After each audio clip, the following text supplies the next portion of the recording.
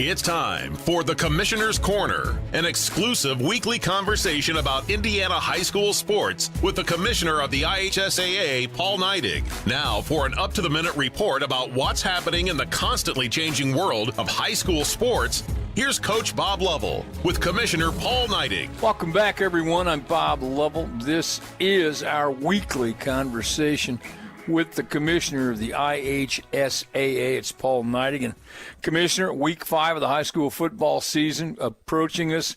We have a girls golf sectionals beginning this week.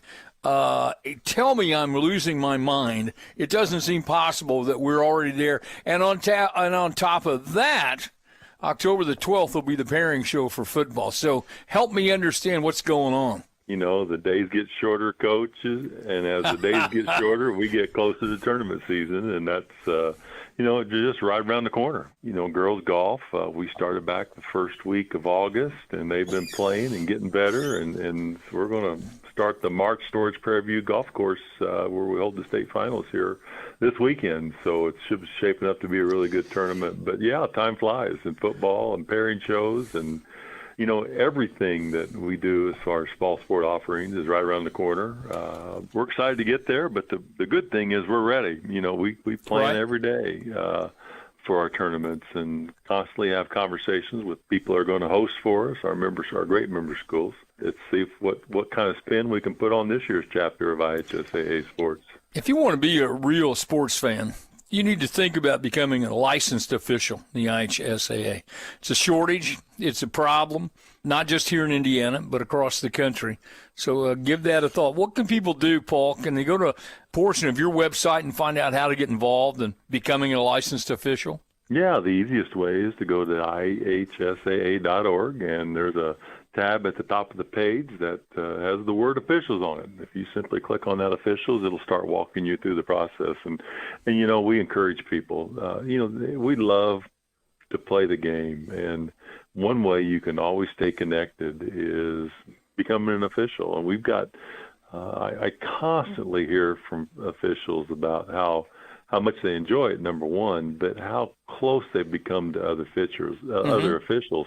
And it's really kind of it's a neat group of guys. I mean, they play golf together and they learn how to become better officials. And I know some that even travel together when they're going on vacation. They become that close with other officials. And I always tell people, you never have to quit playing the game. You just got to do something different. Some people coach it, some people watch it, but the best thing to do is go out and officiate these contests. We've talked about a lot of things. You're on the road still, meeting with your constituents around the state in your annual fall meetings with schools. I'm hopeful that continues to be successful and beneficial for everybody with everybody involved. It is. It's so important for us with 410 member schools now for us to get out and meet with each of them. And we travel to 8 different spots around the state over a period of time, and we want to present information, but also we want to be on a listening tour. And whether we're talking in the hallway before or after or during the meeting, it gives us a chance to touch base with our membership because not all of our schools look the same. And if you're at Shakamak with a 1A school, it looks different than if you're at Carmel High School here in central Indiana. We continue to march toward the end of football. Week number 5 is upon us as we speak. To this point, you and the rest of your staff have done a masterful job of handling the weather. Yeah, we're very fortunate. Weather is certainly something that's very important to us. People get out in nice nights, but Coach, one thing now too, if we do end up with a bad weather evening, there's an opportunity to watch these games on ihsatv.org, and you can get out and a lot of games are broadcast on Friday and Saturday nights, and there's a chance to continue to watch the games, even if the weather's not so great. And we would encourage people to try that option also, if the weather dictates that. Once again, Commissioner, thanks for your time.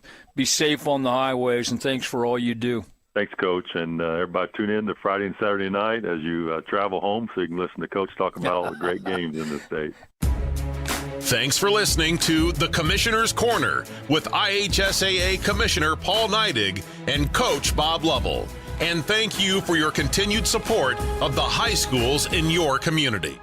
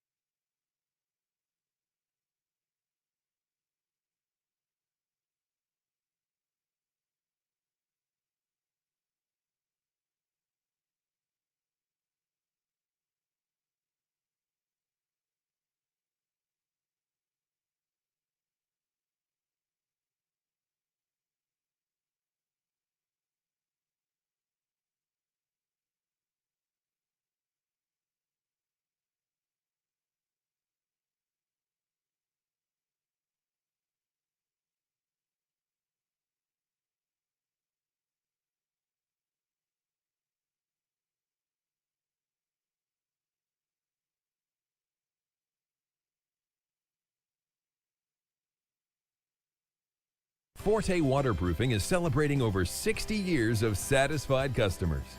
Experience, innovation, hard work, confidence, pride, honesty, integrity, determined, committed to achieve excellence. Fix it with Forte, fix it for good. Some see a high school football stadium. We see the one place where the whole community comes together. Proud to keep education in front of athletics since 1903. Some see a volleyball match. We see a student athlete learning how to be poised under pressure.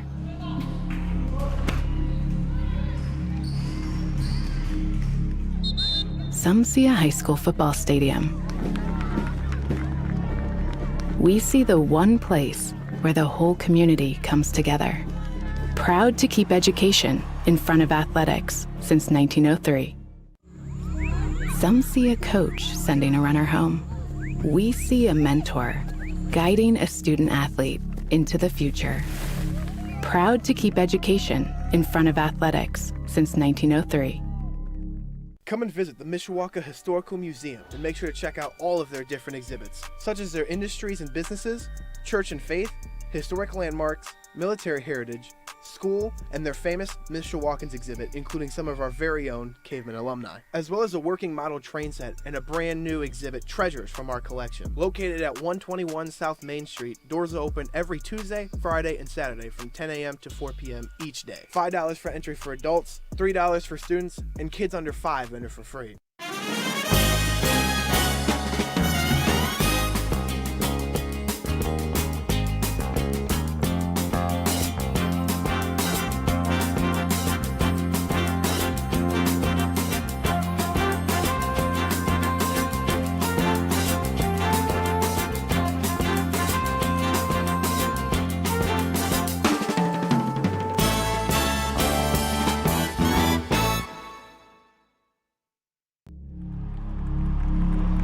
Some see a wrestling match.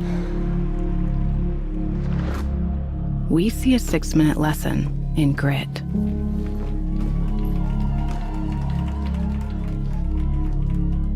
Some see a coach sending a runner home. We see a mentor guiding a student athlete into the future. Proud to keep education in front of athletics since 1903.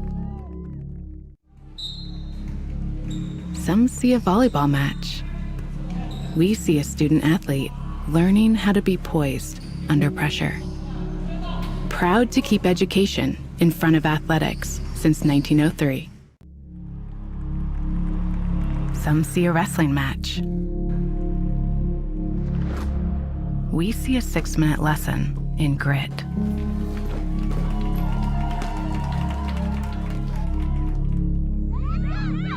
Some see a coach sending a runner home. We see a mentor guiding a student athlete into the future.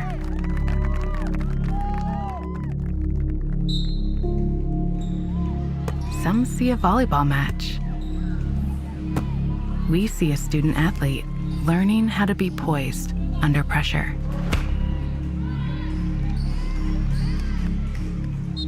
Some see a high school football stadium.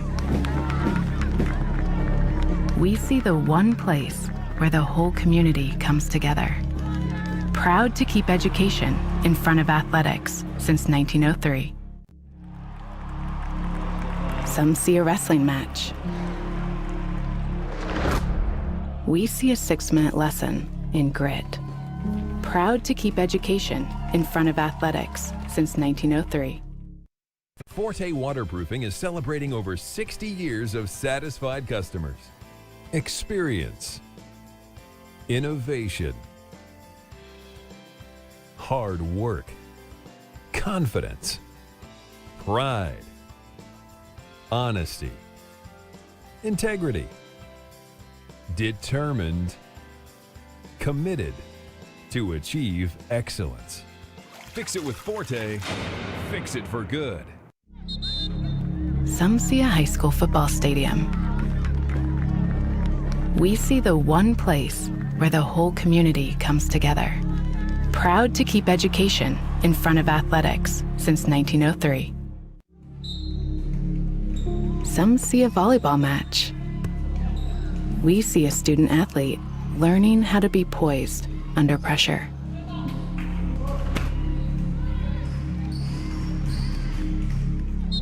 Some see a high school football stadium. We see the one place where the whole community comes together. Proud to keep education in front of athletics since 1903. Some see a coach sending a runner home. We see a mentor guiding a student athlete into the future. Proud to keep education in front of athletics since 1903. Come and visit the Mishawaka Historical Museum and make sure to check out all of their different exhibits, such as their industries and businesses, church and faith, historic landmarks, military heritage, school, and their famous Mishawakans exhibit, including some of our very own caveman alumni, as well as a working model train set and a brand new exhibit, Treasures from our collection. Located at 121 South Main Street, doors are open every Tuesday, Friday, and Saturday from 10 a.m. to 4 p.m. each day. $5 for entry for adults, $3 for students, and kids under 5 enter for free.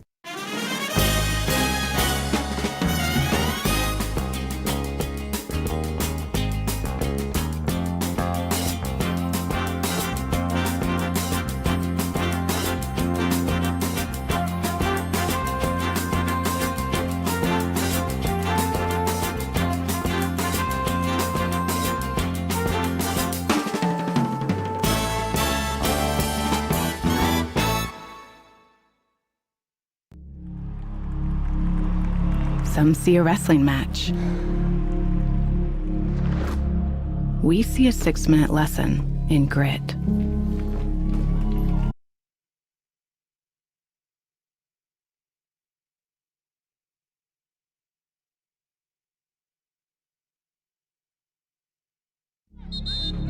Some see a high school football stadium. We see the one place where the whole community comes together. Proud to keep education in front of athletics since 1903. Some see a volleyball match. We see a student athlete learning how to be poised under pressure.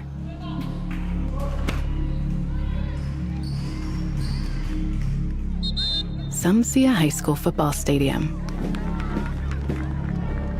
We see the one place where the whole community comes together.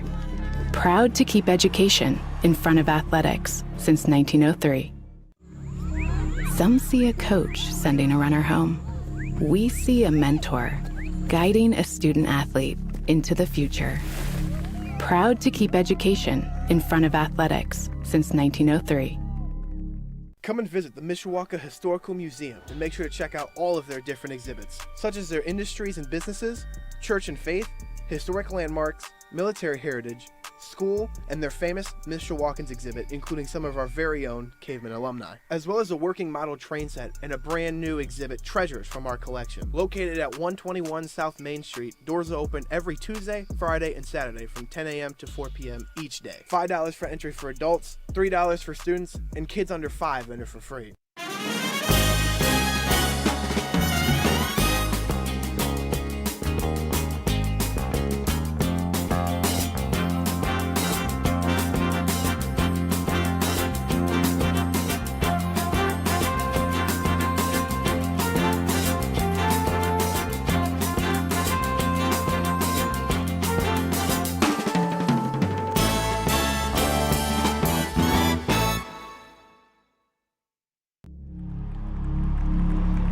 Some see a wrestling match. We see a 6-minute lesson in grit.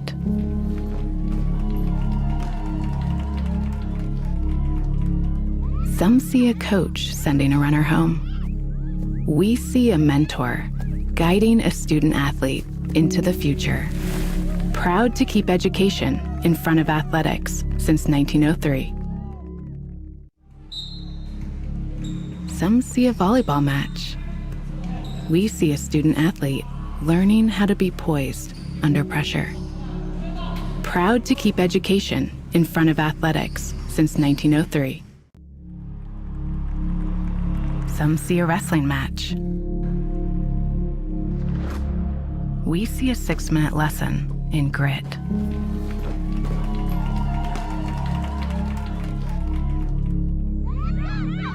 Some see a coach sending a runner home. We see a mentor guiding a student athlete into the future.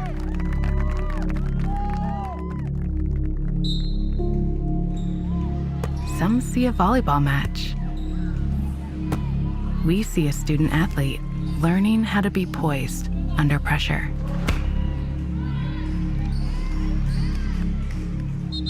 Some see a high school football stadium. We see the one place where the whole community comes together. Proud to keep education in front of athletics since 1903. Some see a wrestling match. We see a 6-minute lesson in grit. Proud to keep education in front of athletics since 1903.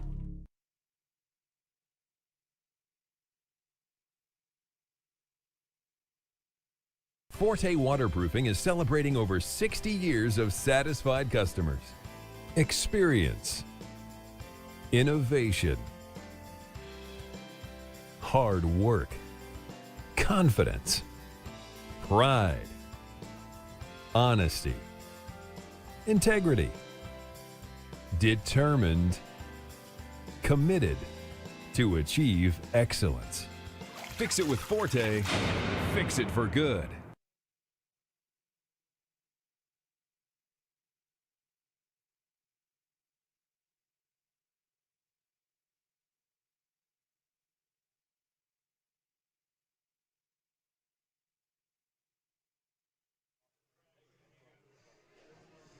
Welcome to Mishawaka High School. I'm Matt Rendell here with Isaiah Eggleston. Daniel will be with us just a second. He went to talk to some coaches, get some stuff ready for the stream.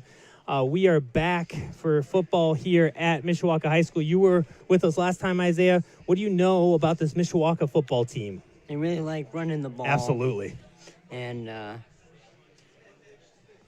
not a lot of passing. yeah, not a lot of passing. Lots of runs, lots of different people running the ball, right? So you got a lot of runs happening all over the place, lots of things going. Right on your screen here, we got some NLC football standings here. Mishawaka tied for first place with Warsaw. Plymouth also 2-0 in the NLC to start the year. Concord, Northwood at 1-1 in the NLC.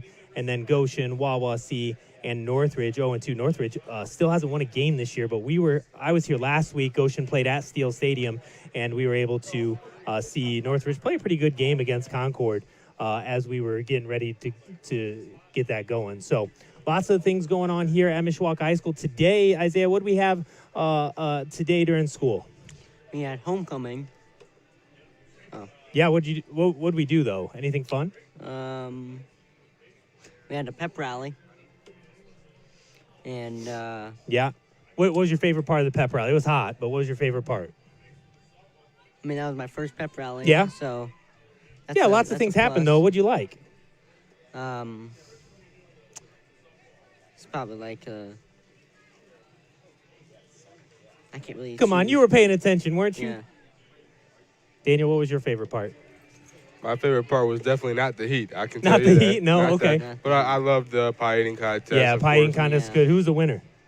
Doug Hill. Doug Hill, fellow what a guy. senior, yeah. Trombone. You'll see him on our band hype video. He's That's in right. that. So Doug Hill, he ate that. He did not look good when he was done. No, he did not. Ate that. Harmony Lombardo, another student in AV production, she did it too, and she does not like pumpkin pie, so she did not have a good time. So lots of things going on. We're going to take a quick break. When we come back, Daniel and I will preview the game. Lots of stuff to talk about as we get ready for homecoming night here from Steel Stadium. Some see a volleyball match. We see a student athlete learning how to be poised under pressure.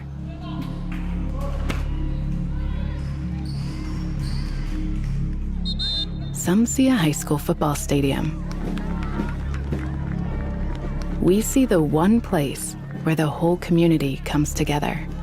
Proud to keep education in front of athletics since 1903. Some see a wrestling match. We see a 6-minute lesson in grit.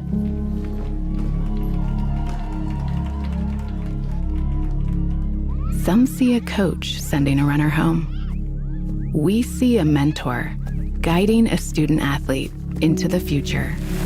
Proud to keep education in front of athletics since 1903. Some see a coach sending a runner home. We see a mentor guiding a student athlete into the future. Proud to keep education in front of athletics since 1903. Some see a high school football stadium. We see the one place where the whole community comes together. Proud to keep education in front of athletics since 1903. Welcome back to Steel Stadium, where tonight we will be bringing you Mishawaka versus Goshen here in the historic Steel Stadium. I'm Daniel Phillips alongside Matt Rendell and Isaiah Eggleston. We're excited to bring this one to you. Absolutely. Fun game tonight. Goshen's had a tough start to the year. They've had a tough few years, but as Coach Kinder always says, you got to play the opponents that are in front of you. And the Goshen Redhawks are coming to town today to Steel Stadium to take on the Cavemen. That's right, and we've got a lot of pregame stuff. Absolutely, for you. We're ready. We spent a lot of time preparing for this one, just like we do for every broadcast, and we'll get those things rolling for you here shortly. Starting off with the keys of the game. Yeah, First absolutely. off, we talked about ball security a lot this week. Last week, we had Caden O'Neal for the Cavemen. 2 fumbles. That's something you don't see from him. It's not a very characteristic thing for Caden O'Neal. What do you take away from that? You were at the game. I wasn't there, but we watched some huddle film. I saw both of them, especially that second one. That's just the guy ripping that out. And so you got to pay attention. You talked to Coach Kinder about it. What did he say? Well, he said he didn't really emphasize too much on it. He didn't focus too much on the fumbles. The one thing he did say is the pad level of the runner at the ball carrier has to be a certain way. He said Caden was standing up a little too much. Has to get down a little bit lower when he's running up the middle. Yeah, second, we talked about time of possession. The Cavemen love to have the possession, love to have the time of possession, but they would love more to have some explosive plays. If you're Goshen, you've got to hold on to that ball. You can't let the Cavemen get the ball back in short fields, punts, fumbles, interceptions. We saw some difficult throws. 5 turnovers, I think, on the year so far for Goshen, so lots to think of that there in time of possession.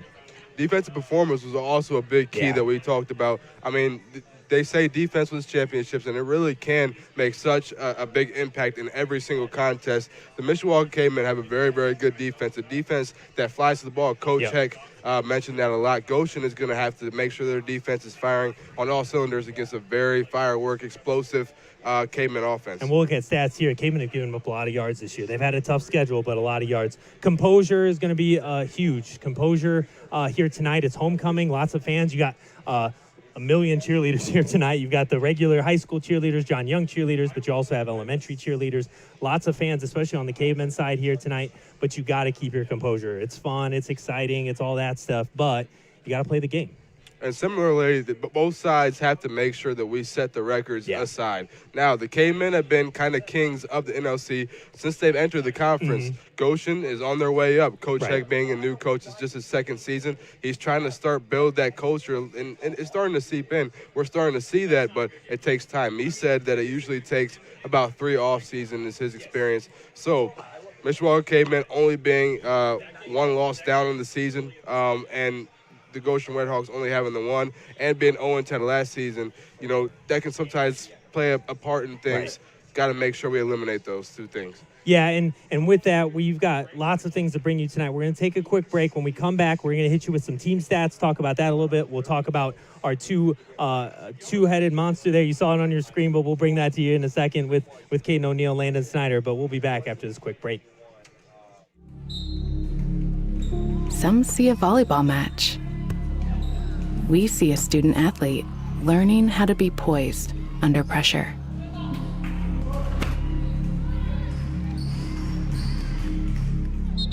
Some see a high school football stadium. We see the one place where the whole community comes together. Proud to keep education in front of athletics since. Some see a high school football stadium. We see the one place where the whole community comes together. Proud to keep education in front of athletics since 1903. Some see a wrestling match. We see a 6-minute lesson in grit.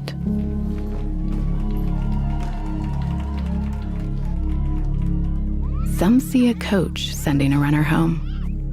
We see a mentor guiding a student athlete into the future. Proud to keep education in front of athletics since 1903. Welcome back again to Steel Stadium. I'm Daniel Phillips alongside Matt Rendell, bringing to you some more pregame information. Starting off with the two-headed monster of Mishawaka, Landon Snyder and Caden O'Neal, two very explosive guys for that offense. Yeah, I mean, you see those stats. Those are lots of carries, but pretty much the same, 67 and 61 carries. The yards, Landon Snyder's been getting those big plays. He has a 75-yard touchdown run this season, but you also have 11 touchdowns there. I mean, that's huge. Having 11 scores from your quarterback rushing is huge, and he also has some passing stats. Not a lot, but he has some. He had a good week last week passing the ball, which was good. But then Caden O'Neal's kind of your workhorse. Week in, week out, you talked about the fumbles, but he's averaging 132 yards a game there. Just a huge year so far from both of them. Yeah, two juniors who have a lot of weight put on them. Both of them come in as sophomores, just kind of hopefuls, hoping that they can bring that spark to that triple option, and boy, did they deliver. They did the same thing here in their junior seasons, and it seems like this is just kind of the start. This will mark the halfway point at the end of this game. 5 games going on. Then, we got 10 guaranteed. I'm looking forward to seeing how they advance. Well, and then when we get to team stats, the team stats are big. You haven't seen this yet, but the team stats, you'll see the difference between those. Some of it's actually pretty similar. You're going to see a lot of yards rushing from the teams and a lot of that stuff. So the team stats are important here as we get going. As Eli's going to help us out and get those up there. Mishawaka, as Isaiah said, runs the ball a lot, and you're going to see that show up in the stats.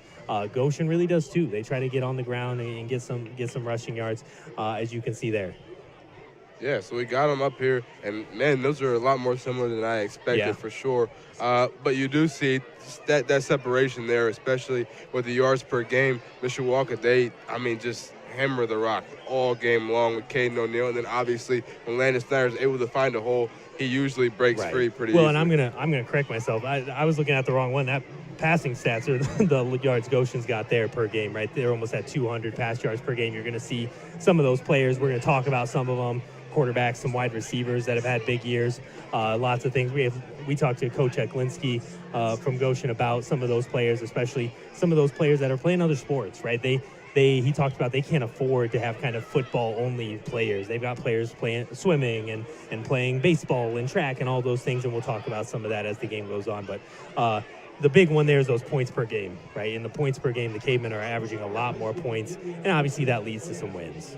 And also the opponent's points per game. You see the Cavemen are obviously giving up a little bit less, actually 10 points less roughly. And Coach Cheklinski, when we were talking to him a couple of days ago, preparing for this Friday, said football is a tough game for tough people, and they definitely had a tough season last year. They're coming into this one 1-3, and they definitely have to show some toughness in order to stay in this one.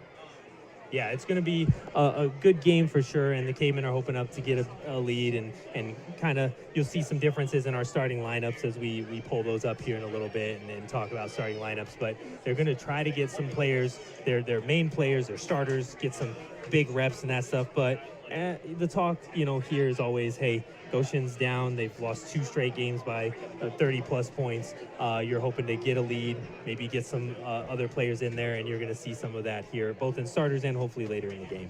100%. And Coach Kinder and Coach Eklinski are 2 guys throughout the whole week who were talking to us about how getting those young guys those reps, so huge.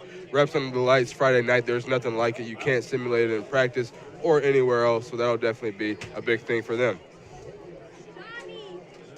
With that, we're going to go ahead and head to a quick break. We'll be back here shortly on the Mishawaka Network. Some see a wrestling match. We see a 6-minute lesson in grit.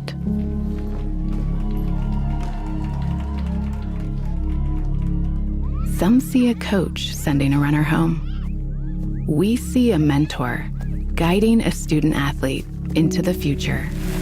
Proud to keep education in front of athletics since 1903. Some see a volleyball match. We see a student athlete learning how to be poised under pressure.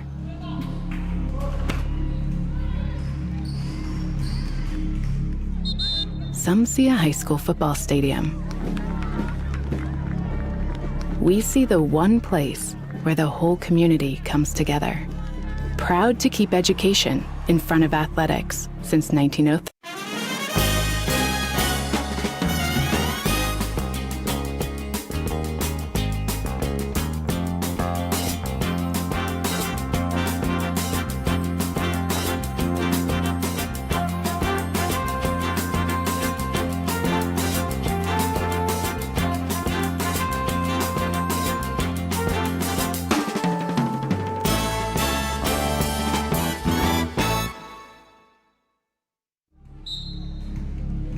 Some see a volleyball match.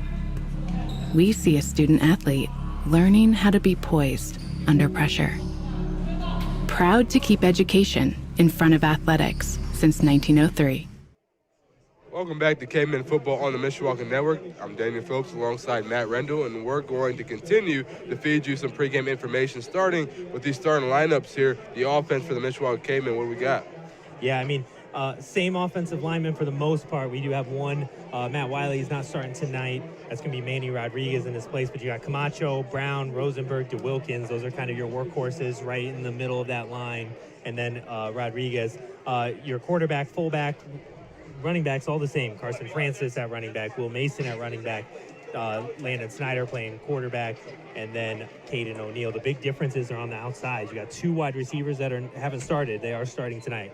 Coonley starting at wide receiver, as well as Corin Shepley starting at the other wide receiver. So you can see them there on your screen. That's a few differences on offense, not nearly as many on defense.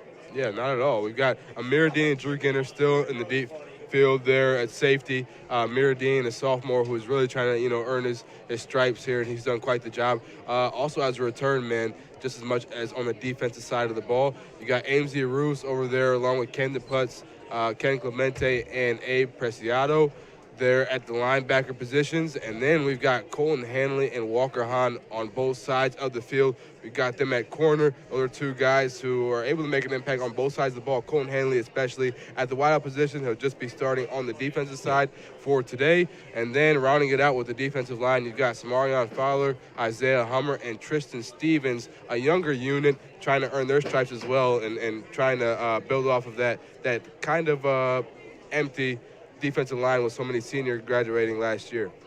Yeah, we got a big night here tonight. You can see, the team's warming up, but you got the stage and everything there as we're getting ready for the game. We've got the band coming out. We've got Mishawaka players coming out. Mishawaka wearing their maroon jerseys and white pants with the stripe. That's a new pant for this year. So interesting look. Goshen's wearing their red pants, white jerseys. Man, those red numbers stick out a lot. That's good for us. As announcers, we love the contrasting colors. We do. Makes our job a whole lot easier. Okay, Isaiah, we're bringing you back in. You've had time to think about it. Band played today. They're getting ready to come out. What's your favorite instrument that the band uses? The trombone. What do you like the trombone? I heard you played the trombone. Yeah. Mr. Chamberlain told me that. How'd that go? Went good. It was okay. Yeah. So you like the trombone. What do you like about it? I just like the long, it's the slide. Yeah, It's you got the slide. It's easier it's easy to move for the most part. It's got a cool sound. Don't oil it or anything like that. Sure, that's a good point. I never played the trombone. I'm biased towards the saxophone. I like a good saxophone. Daniel, what do you think? I like the saxophone too. Do I've you? got a lot of friends There who we play go. saxophone. Sure. Holly Shine, Yeah. probably the Drum most notable. Yep. Yeah. Drum major, and so it's just Athlete extraordinaire from Yeah, Mishawaka. right. She plays softball, girls basketball. As we, I know it's hard to believe, but we're not too far out from basketball season. We're not. Both IU men and women released their schedules yesterday and today, so basketball season's upon us. Honestly, fall sports season is kind of getting close to the end. We're talking girls golf had a sectionals today. They were out at Knollwood, and so they were competing in sectionals, and then they'll be finishing up their season. Volleyball, we've got a couple weeks of volleyball left, so we don't have a lot of time left with that. Football, we're after tonight, over halfway through the regular season, 5 games. So sports, it sounds crazy, but winter sports are around the bend, and it sounds crazy because of how hot it is out there today. That's right. It's definitely something that you wouldn't expect, but it really is wrapping up. You and I may be calling those boys basketball games. We'll have some new voices on for girls basketball. Yep. So, winter sports, a lot more good to come. We still have some time, so we're going to cherish the time we do have with volleyball and football, et cetera. So. Well, and you get next week we got 2 home volleyball games. Tuesday they'll be taking on Plymouth. And I will be on the call. There we go. Daniel's back. I will be You back. wanted it, you got it. That's right. So Kira Foley doing some play-by-play there for volleyball. She did an awesome job last week. And you were lamenting how you didn't get these close games, these exciting games in volleyball season. And that's all the Cavemen can play right now is close, exciting games. They got a thrilling, yes, it said 3-1 victory, but that was a pretty close match throughout as they won 3 straight last week to beat Northridge, which was fun. So you can catch that replay of that stream on the Mishawaka Network YouTube, over on Facebook, also on IHSA TV, one of our great partners. But 2 volleyball games next week you can watch here on the Mishawaka Network. Tuesday, Daniel will be on with Kira, and then Thursday, it'll be Elkhart Christian coming to Mishawaka to take on the Cavemen volleyball team. We're going to take a quick break. We're getting ready here for, actually, you know what? Let's do some Goshen starters. Look at this. Look at that. Awesome. We got some Goshen starters here. Just killing it with the graphics. Those are our offensive starters. We're not going to go through all of them, but let's hit the highlights. Who did Coach Heklinski talk about here with Goshen for the starters? Big one is Carter Diaz. He actually, his first name is Douglas, but he goes by Carter. Even Coach Heck was like, I'm not really sure why, but maybe a middle name or something like that. But either way, no matter what you call him, he's a good player. He's a great quarterback. He's a junior this year for the Red Hawks, somebody who started a sophomore season. And Coach Heklinski kind of noted him as one of the more vocal leaders on that Goshen team in general, not just on the offensive side of the ball, but as a team. In the weight room, he's somebody who's leading the charge and, kind of being that, tough teammate that's going to get on you about certain things, making sure you're showing up consistently. And he also delivers on the football field. Also, one of the big notable players that Coach Heklinski highlighted was Logan Mishler, number 8 for the Red Hawks. Another guy who was very vocal, a big leader for the Red Hawks, and also makes a lot of plays on the football field. Yeah, they haven't had success the last few years. There was a couple just straight, seasons where they didn't win any games. They got the win this year. Clearly, it looks like, last year they barely scored over in double digits. This year they've got a win. They've got, they've scored some points. They were close with Fairfield, and Fairfield has blown them out a few years in a row. We'll talk a little bit about that rivalry coming to an end, which is interesting. We had that here with our big rivalry, which we'll talk about. But he talked about those players. I don't know if you talked about some of those players playing other sports, but you had some of these athletes on that baseball team that upset Penn last year. He talked about they had a losing record in the baseball season. That's made it past regionals. So really a good story there. And Goshen's got some good programs. We talked a little bit with Coach Heklinski about the boys soccer program and what that means for their program. And he said, hey, it's a great program and that's awesome, but they don't keep a freshman team. They keep varsity and JV. So you got a chance with some of these other athletes that don't make those teams to try to, hey, come play football. You get to be on the team. This year they have a third team, a freshman team, or a C team for the first time in a long time. So that's a really exciting thing. And before we get too much further, Coach Heklinski for Goshen, yes, is related to Coach Ron Heklinski that coached here at Mishawaka. How are they related? They are nephew and uncle. There you go.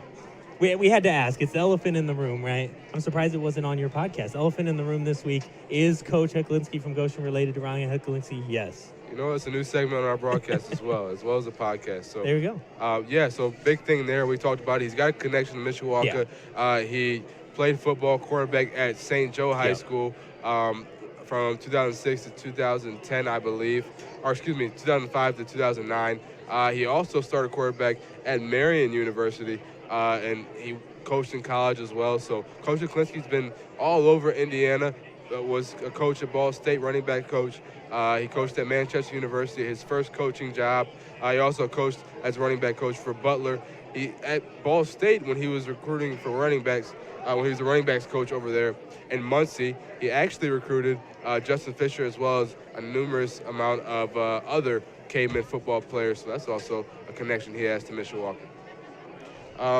But yeah, so that and more coming up pregame. We're about 24 minutes out from kickoff. We'll be back here. Only 9 minutes though from the band. We gotta get ready for the band. The band is a big show around here, and we're excited to show you both halftime and pregame. That's right. A couple more things to hear from myself and Mr. Randall when we come back from a break here on the Mishawaka Network. Some see a volleyball match. We see a student athlete learning how to be poised under pressure. Proud to keep education in front of athletics since 1903. Some see a wrestling match. We see a 6-minute lesson in grit.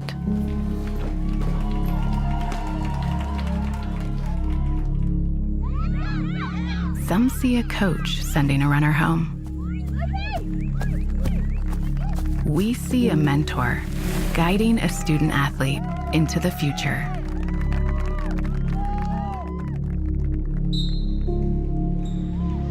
Some see a volleyball match. We see a student athlete learning how to be poised under pressure.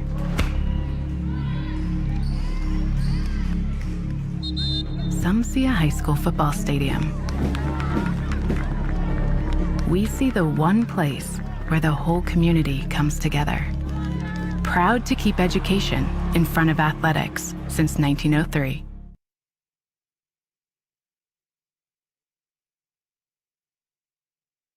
Forte Waterproofing is celebrating over 60 years of satisfied customers. Experience, innovation,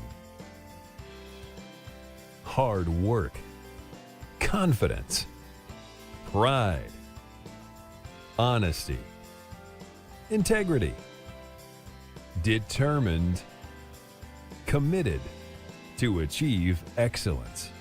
Fix it with Forte, fix it for good. Some see a volleyball match. We see a student athlete learning how to be poised under pressure.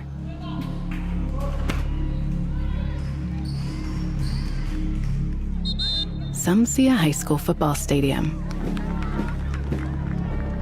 We see the one place where the whole community comes together. Proud to keep education in front of athletics since 1903. Some see a high school football stadium. We see the one place where the whole community comes together. Proud to keep education in front of athletics since 1903.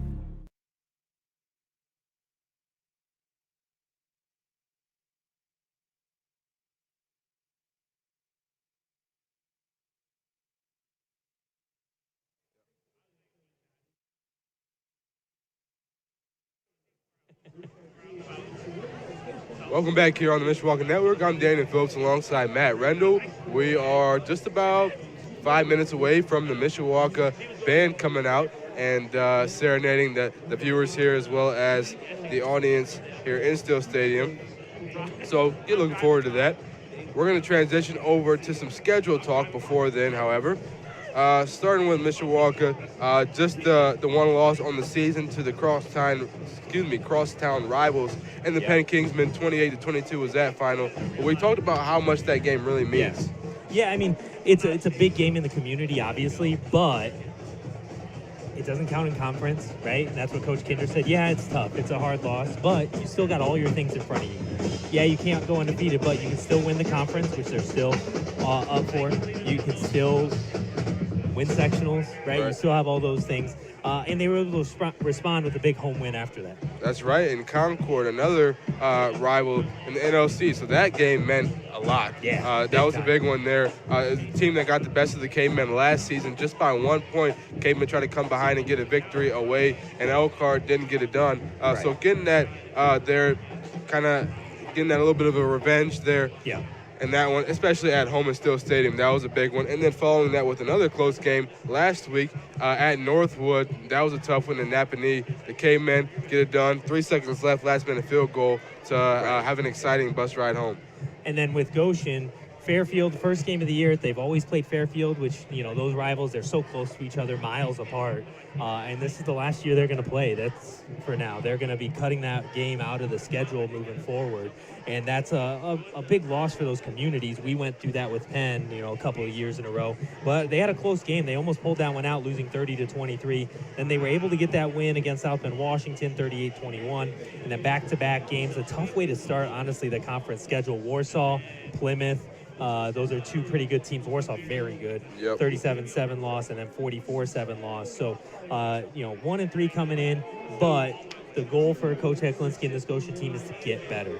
After this game, you've got a chance to win a game. You're playing Wawasee. Yep. Wawasee running the same offense that Mishawaka is, just newer at it. Right. And so you get 2 weeks to prepare for the same offense against a team that doesn't have the caliber that Mishawaka has currently. Right. There's no doubt about it. It's going to be a huge advantage for them, something that'll be great practice towards getting better. Coach Heklinski wants this culture to seep in a little bit more and wants that consistency over, the convenientness of just, going in and giving a lackluster effort. They want to make sure they're committing to being the best they can possibly be, and playing an opponent, Warsaw, Plymouth, and Mishawaka back-to-back will be huge for their progression as a team.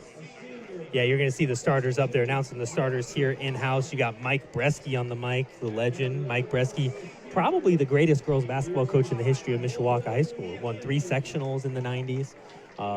Had that team kind of rolling and loves coaching. Coached here, coached some football, coached some girls basketball, also coached golf here at Mishawaka. And he's a good guy. He taught here for a long time. Actually, my advisory teacher in high school. Oh, wow. So look at that. Nice. Now you learn some stuff around here. Back in the old days, right? Back in the old days is crazy. So he's going to go through those starters. So we're going to keep those on screen here, and we're going to get ready for some band action here. Mr. Chamberlain going to bring that to you along with the band going on the field. So we're going to get you to that here shortly as we get ready to go here from the Mishawaka Network. So you're going to see that on your screen, and we'll get you some band here shortly.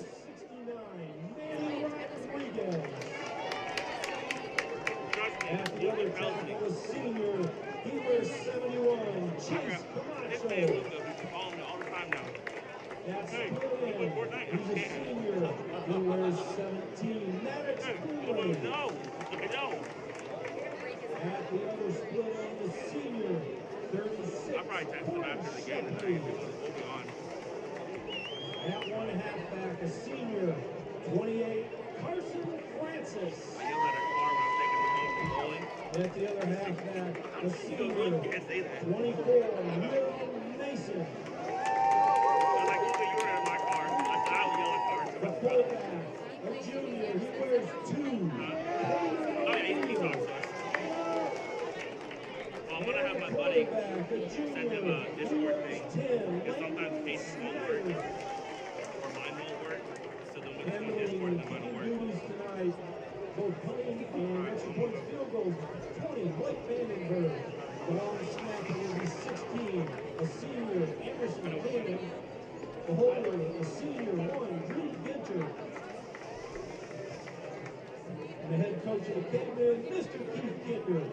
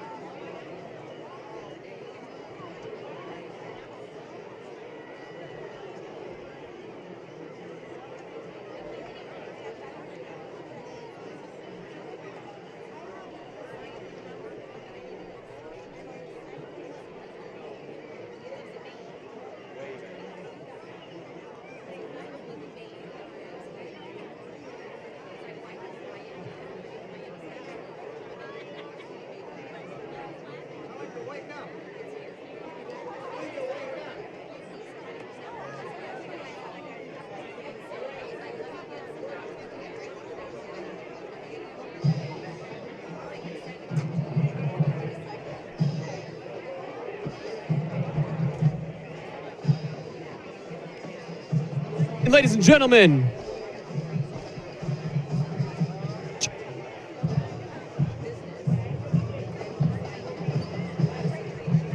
good evening, ladies and gentlemen. Here come the Marching Cavemen. The band is under the direction of Caleb Chamberlain and Bart Roberts. The color guard is under the direction of Caitlin Stutzman. Our dance team is led by Sarah Keene and Lily Schnack. Our drum major is Holly Shine. Please join us in welcoming the Goshen Redhawks.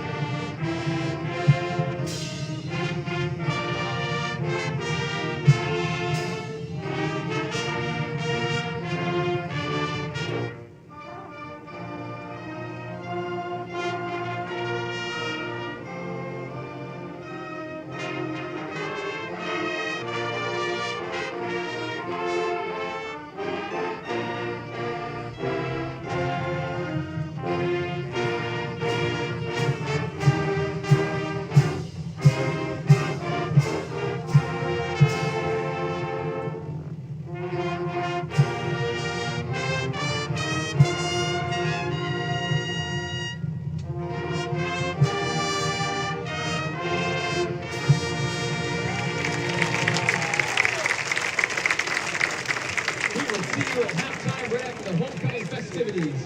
The band will also perform history as well as performances from the band team. Don't forget the snacks, dinner, and the pizza tonight to see the dance team. We'll see you.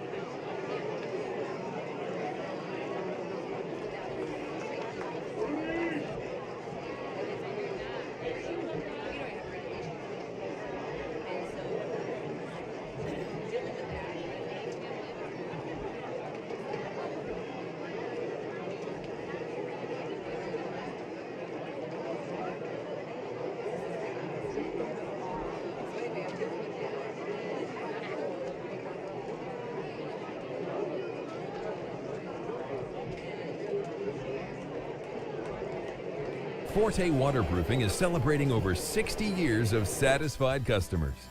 Experience, innovation, hard work, confidence, pride, honesty, integrity, determined, committed to achieve excellence. Fix it with Forte, fix it for good.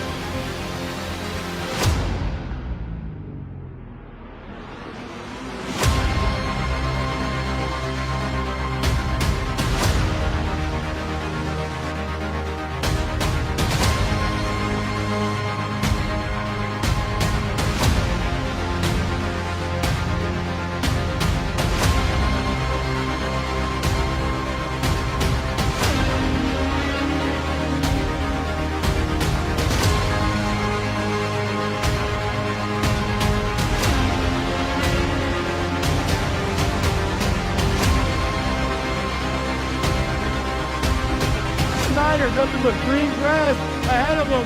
Touchdown, Caveman.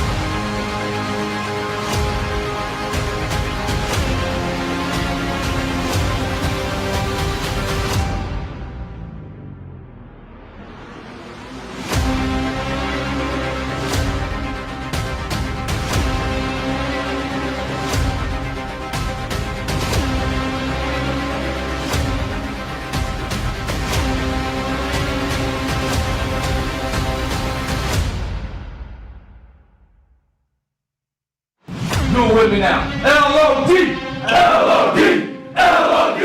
L-O-D! L-O-D! L-O-D! L-O-D!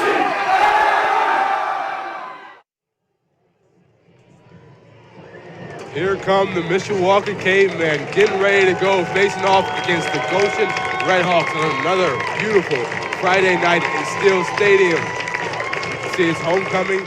The energy is high, and they're ready to go, crashing through that sign made to the cheerleaders. Always feel bad because they do that great work, just gets torn up.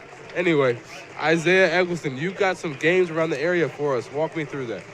Tonight's games are St. Joe against South Bend Adams, Washington at Riley, Penn at Marion, Elkhart at New Prairie. NLC games, Concord at Warsaw, Northridge at Northwood, Plymouth at Wawasee. Yeah, lots of exciting games, Daniel. What's the one on that list you're most excited to hear about? Concord at Warsaw. Absolutely. I don't think it's close, yeah. Without a New doubt. Prairie's having a down year. Elkhart New Prairie is usually a good one. Right. New Prairie's not having a great year. Penn Marion, I don't know. Washington and Riley both are having tough years. Riley a little bit better, but St. Joe's having a great year. Adams got a big win last week too, but I think you're probably right. Northridge Northwood's always fun too. It's always a big game, and the records aren't the same, but right. Both teams trying to kind of find their footing on this season. So if you're a Caveman fan, probably want Concord to win that game. Yeah, definitely. Maybe you have this rivalry with Concord, but Warsaw's still undefeated in conference. You already beat Concord, so I'm doing that. But leveling things out is what we'll call it. But yeah, 100%. Yeah. I think if you're a Caveman fan, rooting for Concord isn't the worst idea. No. It's for Notre Dame fans, rooting for Miami and Texas A&M. You want people to win, right? Bad blood, yes, but that would help the chances of making We'll get to playoffs. some Notre Dame talk later. Two big games in the state of Indiana in the Big Ten as Notre Dame will be taking on a Big Ten opponent with Purdue, and then IU. Probably the bigger game. This is not usually the case. Definitely IU, Illinois, under the lights. They're doing a red out down in Bloomington. IU, the viewers may know, you definitely know I'm a big IU guy, so it's been exciting. So we got some players going out for coin toss. Yeah, captains for this evening, Drew Ginner, Colin Hanley, Camden Putz, and Carson Francis, all four seniors who are big impact players on both sides of the ball. you can see them there. Goshen's got their captains out there. We talk again about some of those Goshen players. We're going to have a big night with some of those players. It's an exciting night of football as the Cavemen will be taking on the Red Hawks. Lots going on here for homecoming. We'll bring you live homecoming announcements. You, King and Queen, I know you have rooting interest in that. I think we all have some rooting interest in that. A number of students on the homecoming court that are in broadcasting, as we'll talk about later. Mr. Bresky will be announcing that. We got the audio working, so go us. We have solved some problems today. We're using new scoreboard tonight. New scoreboard operator Eli Elkins doing that tonight. So as we get going with that, I think it's going to work. We all know we have technical things, but Eli's got it. We prepped today. We did some practice earlier, so we are hoping to bring you some exciting football action here tonight as we hit the 7 o'clock hour. Mr. Reynolds going to be playing double duty today. He's going to be taking stats as well as providing color commentary for us all. So we'll see how that goes. You can see there, Goshen's going to be receiving the kickoff. So Mishawaka is going to be kicking. So they will get the ball to start the second half as we get ready for some football, Daniel. Well, what are you most excited about here for the Cavemen tonight? I'm very excited for the possibility of younger guys getting reps. You know, there are a lot of big shoes that are going to need to be filled next season with so many big senior leaders graduating, and getting those guys these big-time reps and at home having that comfort is going to be huge for them under the lights tonight. Yeah, my brother, his two kids, my nephews are up here. They're at the game tonight, sitting with my wife out there. Awesome. Some nice pictures. He's my brother wanted to get him to a game. We went to school here. You know, he graduated in 06. I graduated in 07. And this was the weekend. He's up here to go to the game tomorrow. Him, my brother, my cousin are going to the Notre Dame game tomorrow. That's awesome. I know. He's a Purdue fan, though. So interesting. Purdue's having a better year. Much better than last year. Yeah, shout out Nitro Tuggle. Oh, jeez. Listen, they had...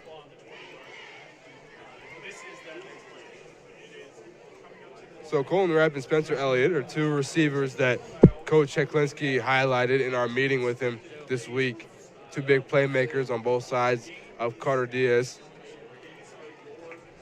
Colton Rapp was the catcher on that Goshen Red Hawk baseball team that took down the 32-1 Penn Kingsmen and helped them advance to semi-state despite the losing record. Interesting formation here. And the snap is a little too high. Diaz going to have to dive on it inside the 5. It's still up. And that is huge. The Cayman land on it, and that's a touchdown to start things off. Huge. In 7 seconds, the Cayman defense holds strong and scores the first point for the Cayman here this evening. Wow, that's a huge play there. I'm thinking Carter Diaz jumps on it, isn't able to secure possession there, ends up finding its way to the end zone, and the Cayman defense just pounced on it. Now Blake Vandenberg out there sooner than he would have thought to deliver a point after attempt. And right now, Cavemen with the lead as they take an extra point attempt. That one is up and through the uprights. Good. The Cavemen start things off with some firepower. That defense unconventionally scoring the points here for the first time. Goshen Redhawks go down very, very quickly. Poor snap there. Diaz couldn't pounce on it. Instead, the Cayman defense does, and it just happens to be in the end zone there. Scoring the first points for the Cayman. Ken Clemente, Camden Putz getting it done here. So 7-0 is your score with 11:53. We're going to break a little early here on the Mishawaka Network.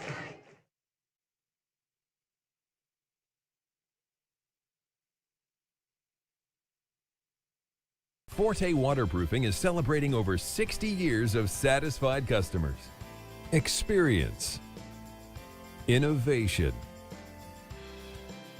hard work, confidence, pride, honesty, integrity, determined, committed to achieve excellence. Fix it with Forte, fix it for good. Some see a volleyball match. We see a student athlete learning how to be poised under pressure.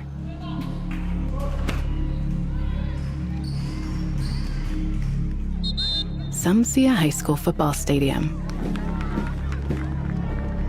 We see the one place where the whole community comes together. Proud to keep education in front of athletics since 1903.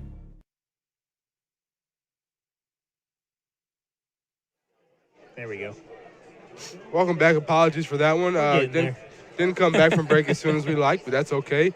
You saw there on the return, looked like the returner was doing a great job trying to find holes, then just gets pushed back inside the 15-yard line marked at the 12, where the Goshen Redhawks will try to take another hack at this offensive possession thing. Make sure the snap is clean, and it will be. Diaz going to fire things off quickly. That one is wrapped with the reception there for the quick first down, moving the chains for the Redhawks. Yeah, what a really good pass. This time he gets the snap, catches a good throw on the quick hitch there, gets the first down. Nice little replay action we've got here. Yeah, really nice pass there. Cayman weren't really expecting a pass there on that first play of the series, I don't think. They're going to get another one here. Elliott is going to get the snag there just past the 25-yard line. Yeah, another really quick hitter, and that's what you need. You just gave up a defensive touchdown to the Cavemen. You got to calm it down a little bit.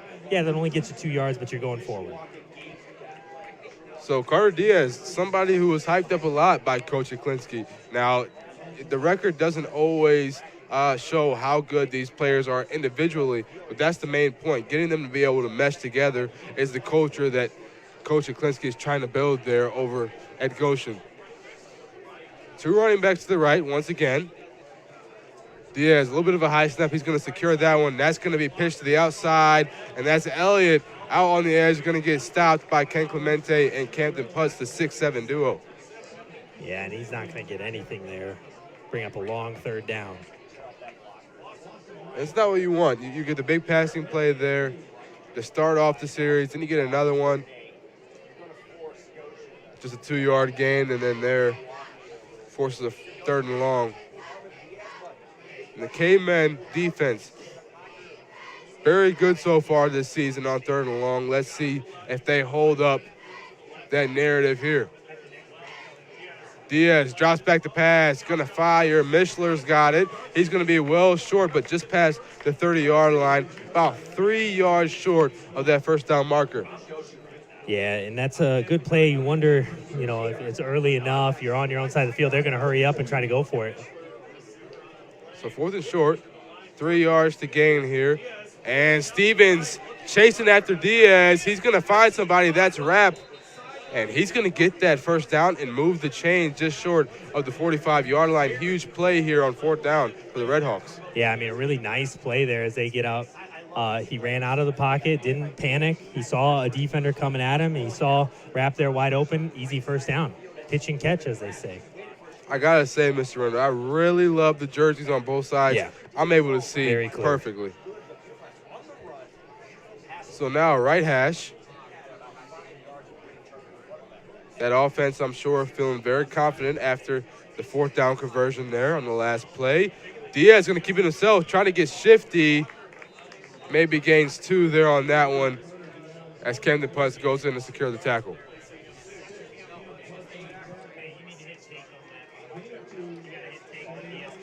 So there you see that the big play comes from passing primarily so far on the drive. But they're able to get a couple yards here on the run. Tried over to Elliott on that toss early on and didn't work out. But Diaz on the quarterback keeper is able to get something to happen. Diaz finds Elliott. Elliott makes a guy miss, gets boomed by Ken Clemente just short of the 50-yard line.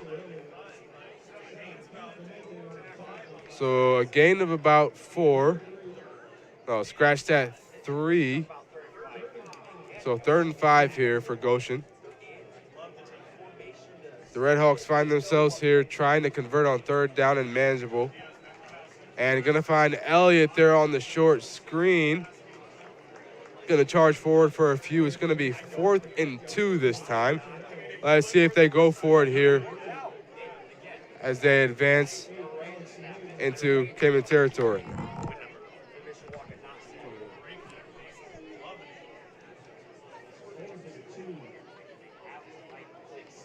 Let's see what the Red Hawks do. They're going to stay on the field. What kind of play are they going to run? Are they going to try to keep this fiery passing game going? Yes, they will. Diaz going to drop back to pass. Has defenders coming his way. D-fast. Elliott just misses him right there. He had that space from Amir Dean and Walker Hahn. They were beat on that route there, just overthrown by Diaz. Could have been a huge firework play to respond to that big defensive touchdown for the Cavemen. So now it's going to be turnover on downs. The Cavemen get a great field position at the 48.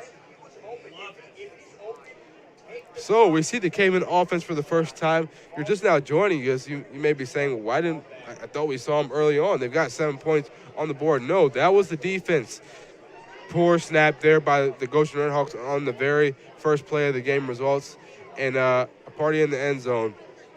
The Cavemen defense. Landon Snyder is going to keep it himself, gets the outside, needs a blocker, and he's going to go ahead and just dive down at that 36-yard line, already charging into Goshen Redhawk territory. So Landon Snyder, as well as Caden O'Neal, 2 players that we highlighted pregame, and for very good reasons. These are 2 players that have been performing very, very well. They have excelled not just in their sophomore season last year, but following in their junior season, which makes it even more impactful, I think, for this Cavemen culture here. If you got guys who are able to perform very well year in and year out, that can be so huge for you, especially in that triple option being the quarterback and the fullback. Got a timeout. We're going to take a quick little break here, 30 seconds here. We'll be right back on the Mishawaka Network. Some see a wrestling match. We see a 6-minute lesson in grit.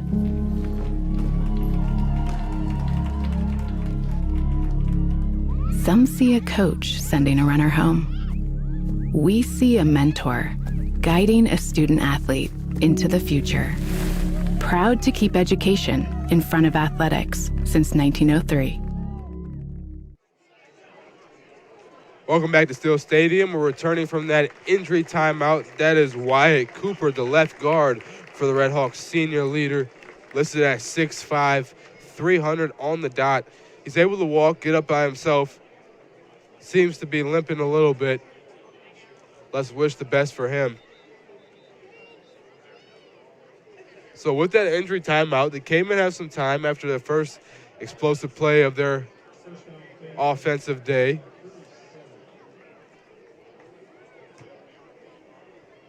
So they're able to recoup a little bit, meet with Coach Shaw, figure out what kind of play calls they want to run here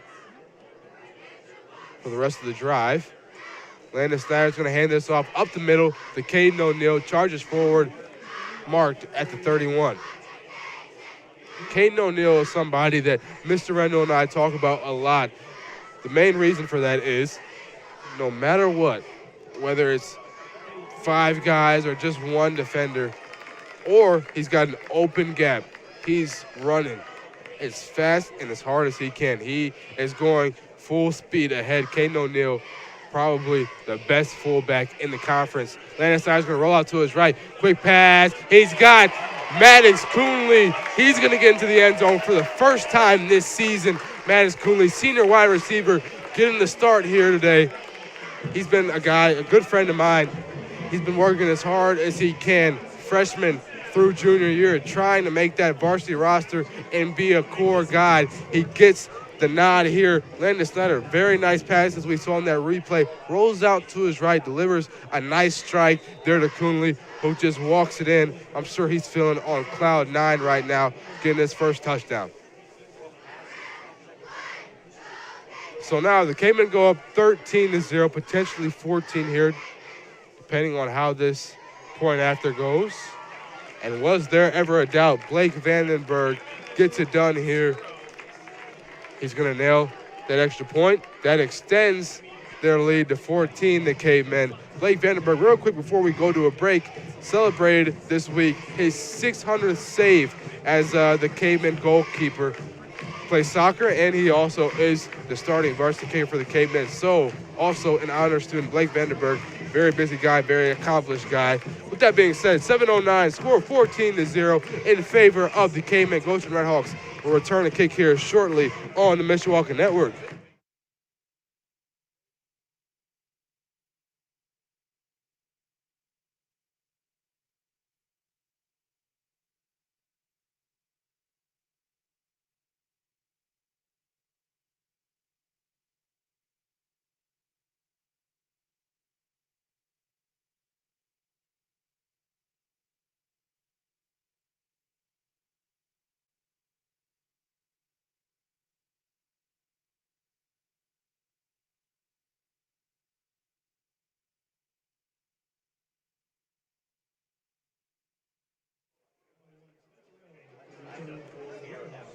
Welcome back as the Cavemen are looking to boot this one away.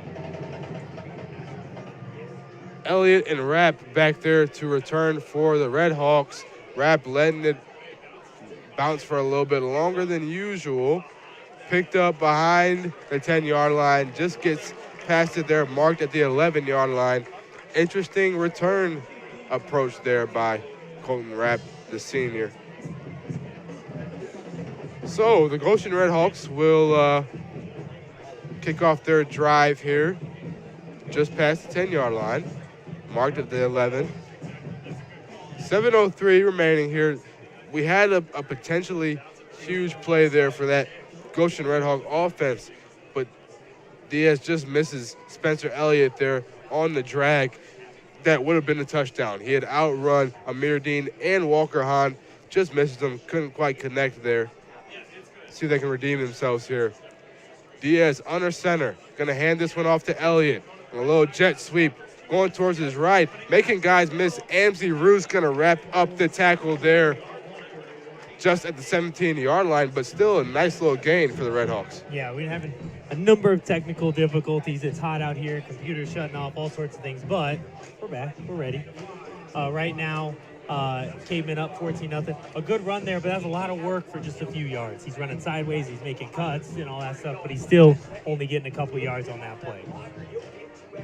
But you know what? Positive plays are exactly what they're looking for here. They've had a few. They've also had a couple where they've missed it. They've had the opportunity, just didn't capitalize on it. Diaz gonna pitch it to his right. Driving forward is the tailback, getting past the first down marker, moving the chains. That was Clevenger, Jazzy Clevenger, the sophomore, getting it done there. Big tackle by Ken Clemente and Abe Preciado. Ball marked at the 24. Yeah, good play there, just getting that pitch out to the side. Just, trying to get some yards. They get the first down and they can try it again, right? Like, you got to keep getting some momentum here if you're the Goshen Redhawks here. Diaz steps back, rolls out to his left, fires one. Elliott, that one is way over his head, lands out of bounds. It's going to force 2nd and 10 for the Redhawks. Well, and that's just Ken Clemente putting the pressure on. He saw the rollout to the far side of the field there, and Clemente was right on him from the start, and there was nowhere to go but to throw that away. But a good throw. Only person that could have gotten to that ball was his receiver. He threw it hard enough, high enough, and that was out of bounds enough that it wasn't a pick. It wasn't, going the other way. So a good play there. I heard something today about Tony Romo saying, like, hey, when I'm throwing the ball to guys, I wasn't trying to hit my receiver. I knew where they were going. I was making sure I didn't throw it to the other receiver. It's a good point there, a nice way to look at it. Running backs line up to his right there. Diaz tries to find the crossing route there. It gets deflected by Amir Dean. Nice secondary performance there by the Cavemen. What an interesting play. That was a fake pitch to the far side. You had double kind of running backs in the backfield, and then it was kind of a counter throw coming back to the near side. So an interesting play as it goes incomplete, but they had options there. He had chances. Yeah, try to get it into Duncan there, just couldn't connect. Nice pass deflection by Amir Dean, the sophomore. So now 3rd and 10. About halfway through their own territory. Still at the 24. Yes, that's a low snap. He's got to hop on it, and that's going to lose about 5 yards there, probably forcing these Red Hawks to punt. Yeah, and they've gone for it a few times, but that has been on, 4th and 3 or 4th and 2, and this is not that. This is now 4th and 16 maybe. You got a flag on the field here. Flag. They're going to call unsportsmanlike on the Goshen Red Hawks. Not what you want there. Already a catastrophic play. Yeah. Now it's just going to back them up even more into their own territory. And I wonder if that's just frustration, right? If you're just a Goshen, player and you're mad, you've had bad snaps, you've had some plays not go your way, and now you're at 4th and a mile. Nearly punting out of your own end zone is never what you want. Excuse me, they are going to punt out of their own end zone as they're marked at the 9-yard line. So the Cayman will get the ball back just only halfway through, just barely halfway through the first quarter. And the ball is going to be picked up there at the midfield stripe. So the Cavemen, first they start off their first offensive drive, great field position at the 48, now at the 50. Just knocking on the door of Red Hawks territory. Yeah, right on the 50. You don't see that very often. No, you do not.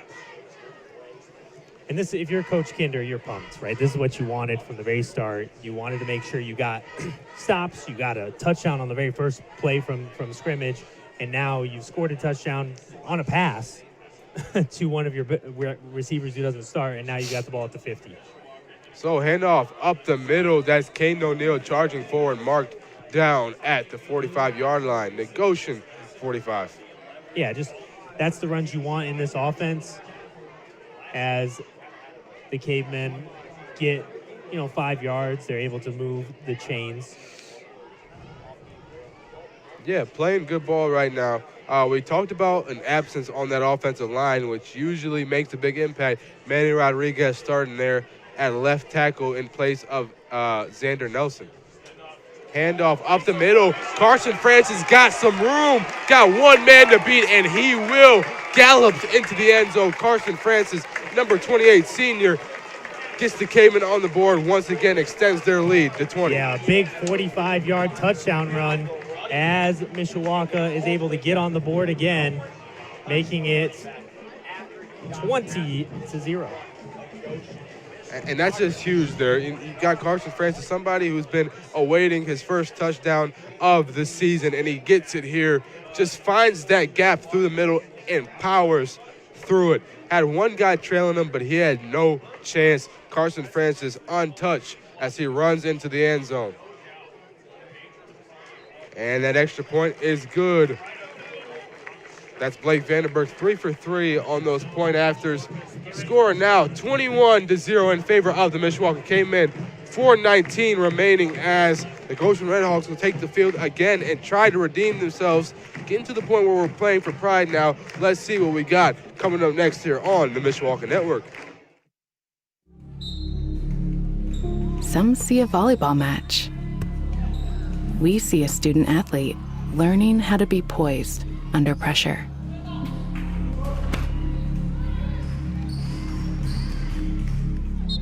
Some see a high school football stadium.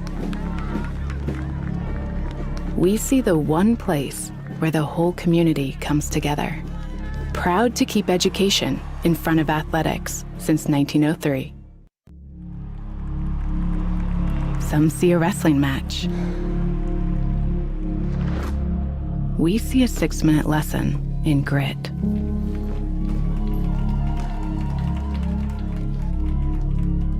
Some see a coach sending a runner home. We see a mentor guiding a student athlete into the future. Proud to keep education in front of athletics since 1903. Welcome back here just in time on the Mishawaka Network. The Cavemen just went up 21-0 as Blake Vandenberg's going to boot that one away. Fielded by Spencer Elliott of the Red Hawks. Trying to find some room, powers forward, head full of steam. Just past the 25, marked around the 27-yard line. So there, Elliott, that was one guy that Coach Kiklinski talked about a lot. A big leader there for the Red Hawks, but also a skilled player on the football field. At receiver, we saw him get a couple carries in the run game as well. Just a great athlete is what Coach Kiklinski said. We've seen displays of that here so far this evening. 4:14 remaining in this first quarter, which you wouldn't really believe considering the score here. Cavemen go up 21-0 very quickly, first score being in the first 7 seconds of the game. Diaz taking the snap there, fires, finds number 1, the receiver, moves the chains, gets marked there at the 40. My apologies, that's Bennett Short of the Redhawks. So Bennett Short, nice little pitch and catch there. We love seeing that there, and it's great for high school football. It's one of the most effective plays that you can run as long as you got a quarterback that's able to make those little short to intermediate passes and a receiver that's got decent hands. You can get those first downs quite easily. Gun formation, Diaz gonna fake it, keep it himself, goes out to the left side, cuts back inside, just short of the 45. Nice little modest run there for the Redhawks as the clock keeps rolling.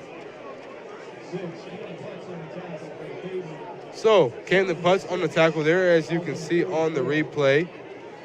Camden Putz is somebody that we talk about a lot on our broadcast, Mr. Rendo and I. He's the will for the Cavemen. He's got 60 tackles so far on the season, 41 solo leading into this game, and he had a big blocked field goal last week at Northwood. Running backs lined up on both sides. He's going to pitch one to Elliott. It gets loose. He did make contact. Drew Ginner is going to run that one back all the way home. Drew Ginner, number 1 for the Cavemen, the senior star, as the Cavemen total.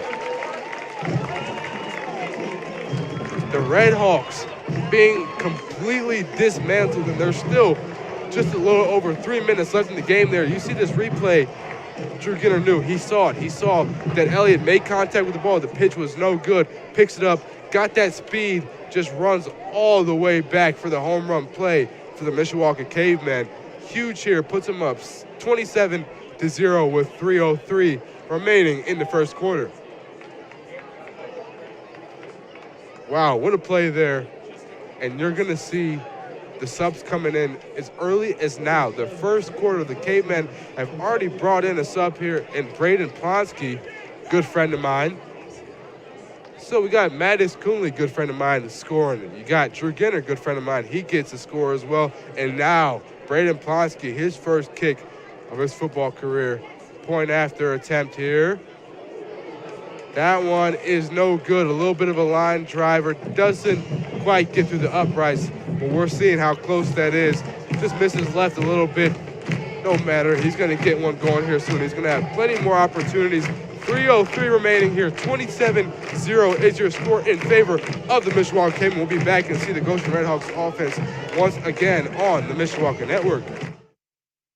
Forte Waterproofing is celebrating over 60 years of satisfied customers.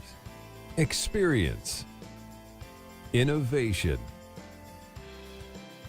hard work, confidence, pride, honesty, integrity, determined, committed to achieve excellence. Fix it with Forte, fix it for good.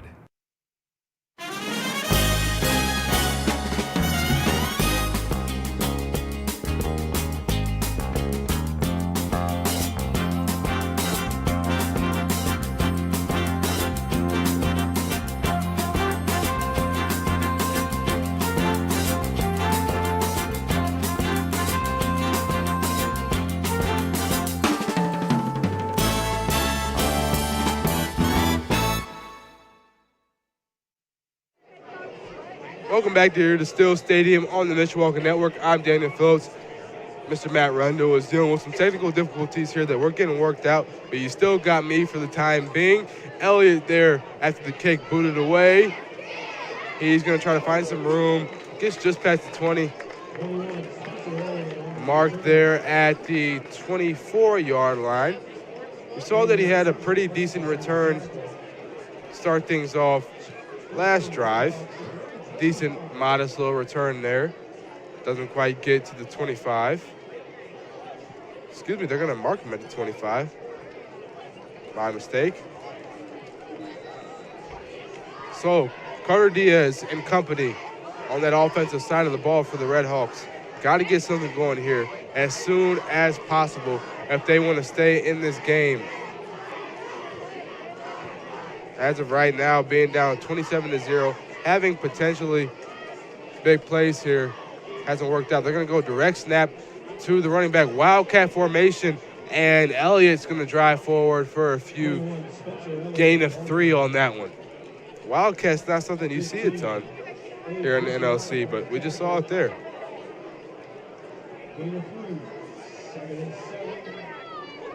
So Spencer Elliott, the athlete, the kind of Debo Samuel of this Goshen Redhawks offense, getting a lot of carries here, a lot of plays focused on him. And he's done his best to make the most out of that.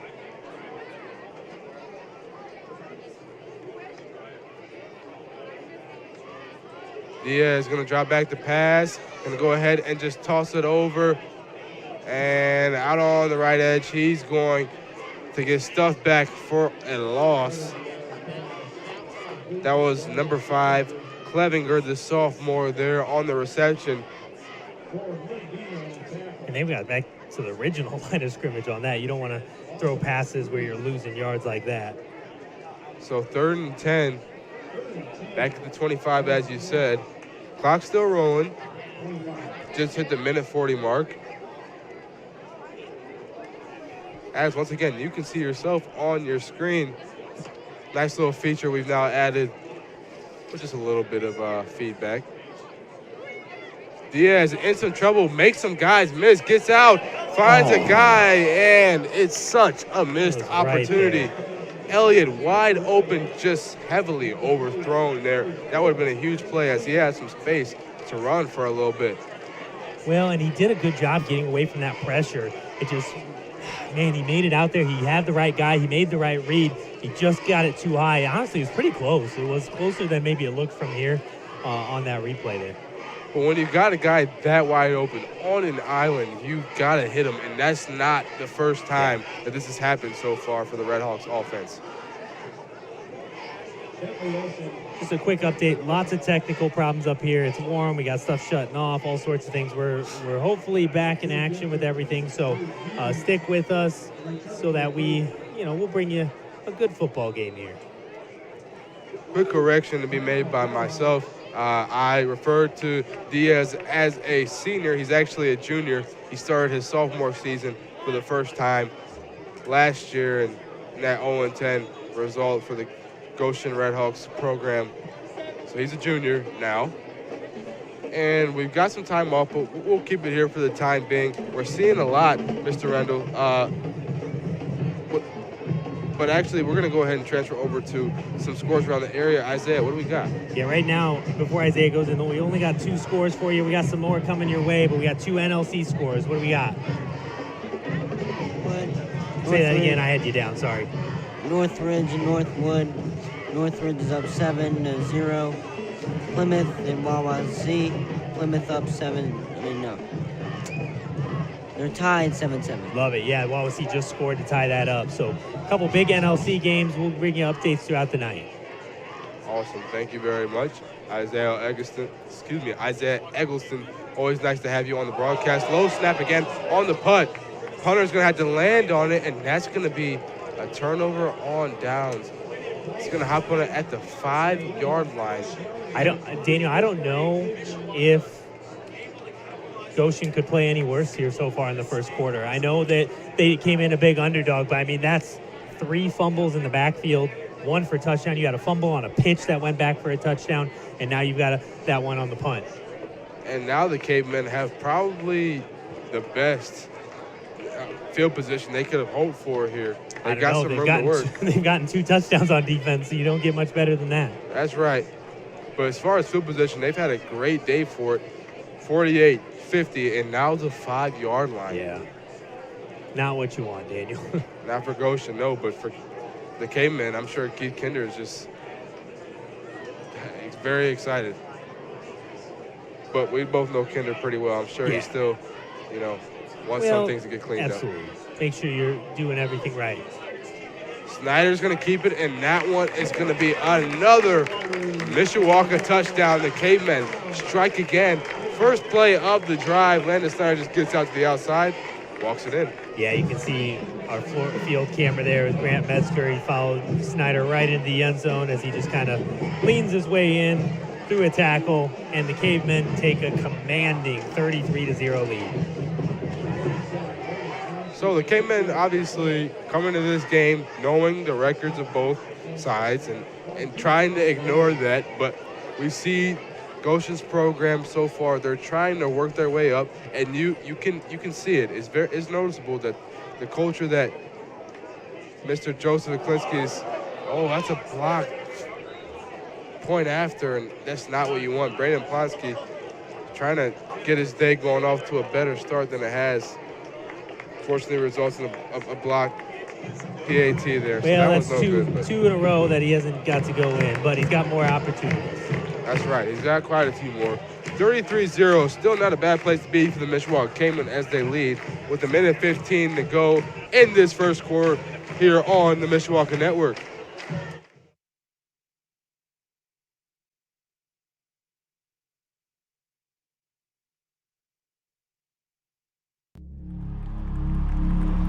Some see a wrestling match. We see a 6-minute lesson in grit.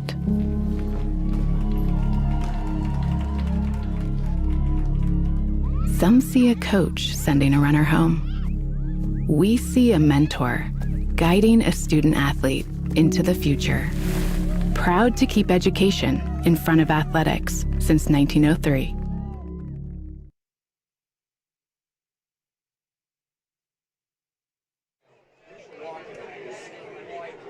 And we're back here on the Mishawaka Network as this one is booted away by Blake Vandenberg. And Elliott's going to try to return it here again, hoping for a better result than the last outing. And that one's going to be pretty similar, marked there at the 25-yard line. Once again, so they'll start their drive off at a nice little conventional field position here. They really need to start just getting those plays that they know will work. I mean, you've got 2 turnover on downs, 2 other turnovers. You've barely made it to midfield, so you got to make something happen, at least to get your energy up. Right now, you're just like, you're down big time if you're on that Goshen sideline. So a lot of work to do here for the Red Hawks. Starter still on the field, and that's another high snap. Diaz so far back, all the way to the 6-yard line, from the 25 to the 6. And we're in the press box, and you just hear the groans. You hear some of it. We're right next to the guys on Froggy. They've been here 3 weeks now in a row. Mishawaka Concord, they were here last week. Concord played their home game here, and they're just head in hands. I mean, you're just there's not much you can say. You've got to get snaps to quarterbacks. That's basics here in football, and right now it's not happening. Not at all.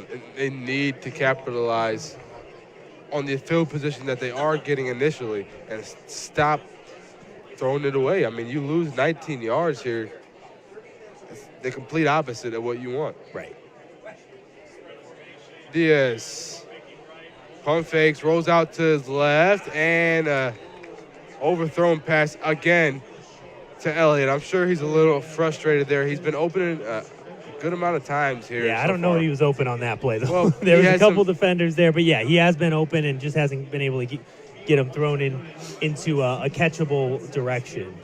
Well, there he still has some space. He delivered a good enough ball, and that one's just far from one. But I mean, you're now 17 seconds left here in the first. I was about to say second quarter, but it's still the first quarter.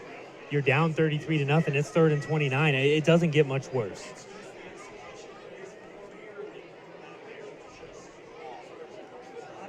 So let's see, how do you bounce back from this? 17 seconds remaining in the first quarter.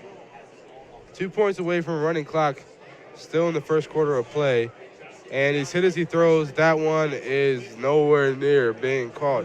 It's going to force a 4th and 29 for the Red Hawks. Again, Mr. Reynolds, the complete opposite of what you want. going into Still Stadium here this evening. Yeah, I mean, nothing's going their way. Nothing's working right now. And you just got to try to get a punt off at this point. And it becomes a conversation of, even excluding this game, how do you start to get things going the right way? I don't know. The right direction? It's hard. You've lost 2 straight blowouts. This is much worse than either of those games were. You scored in both of those. I mean, last week against Plymouth, they tied the game 7-7. They had a good drive to start.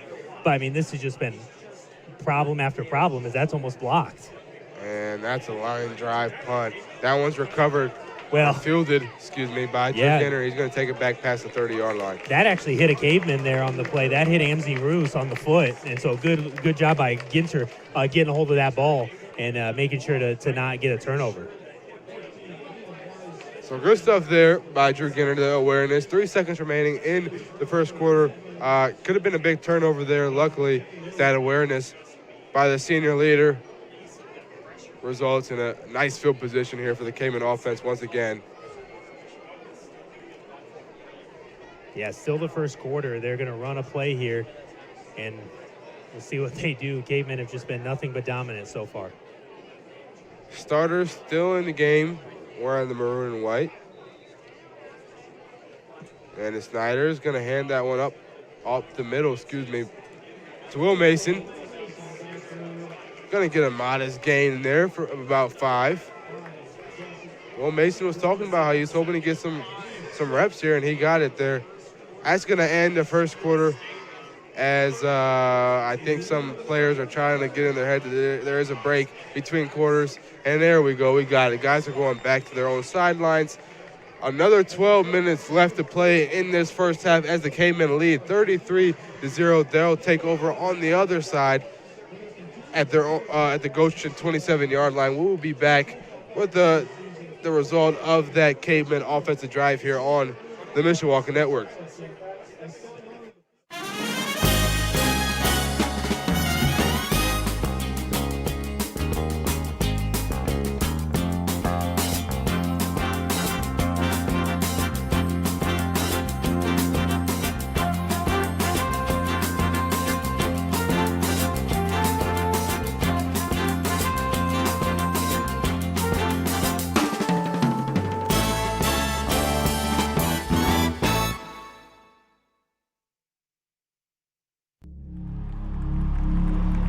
Some see a wrestling match. We see a 6-minute lesson in grit.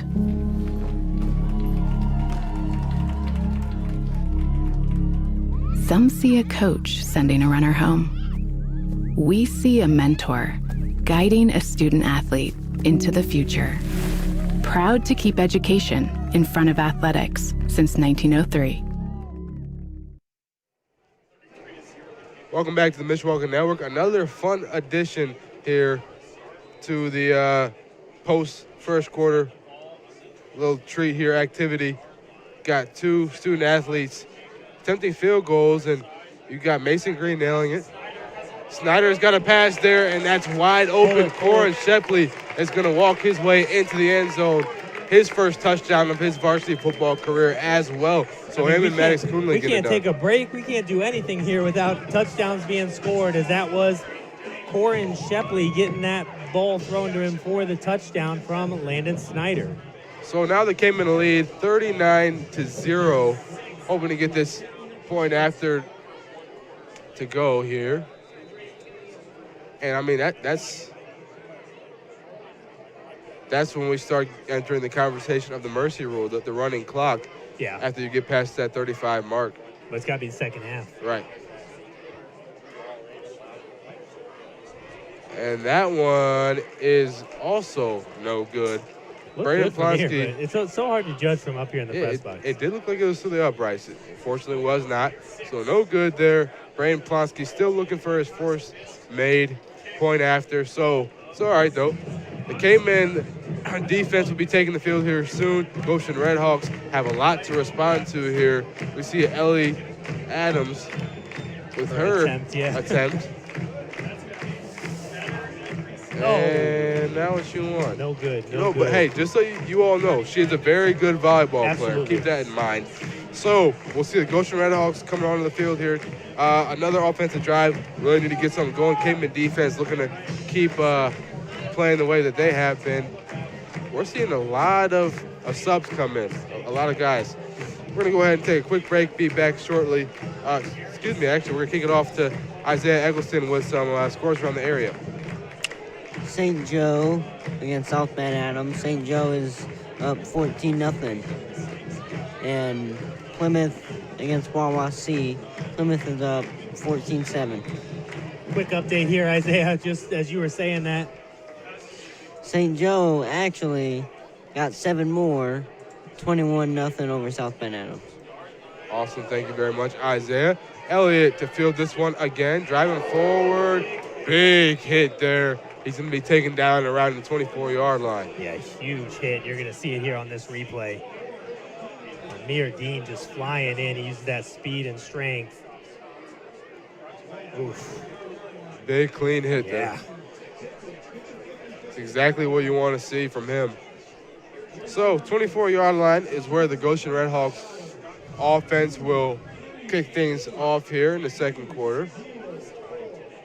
And again, we've got a couple of subs in here.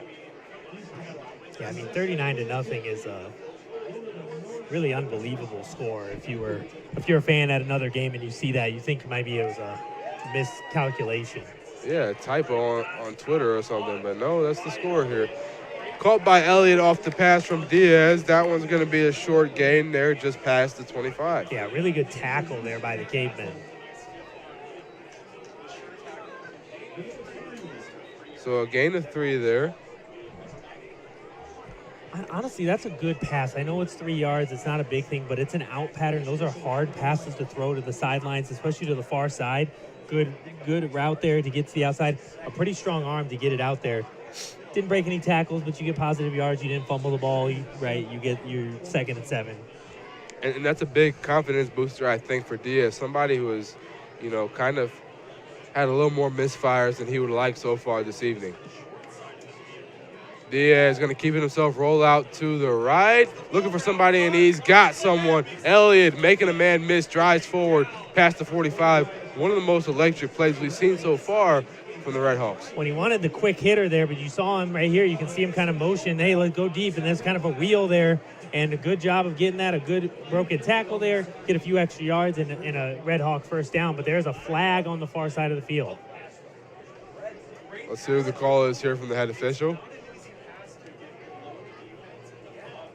I didn't see it during the play, and it's right at the line of scrimmage, so I wonder what the call's going to be. You can see it along with us. And they will call it on the Cavemen, personal foul.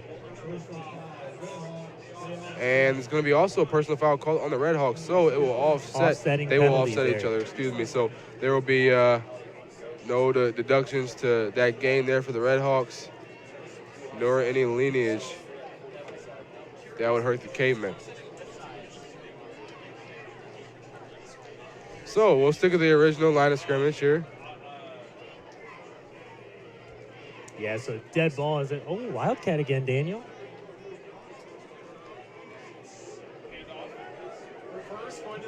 So he's going to go to the right side, and he's going to get a couple yards there on that one. First down, nice little gain.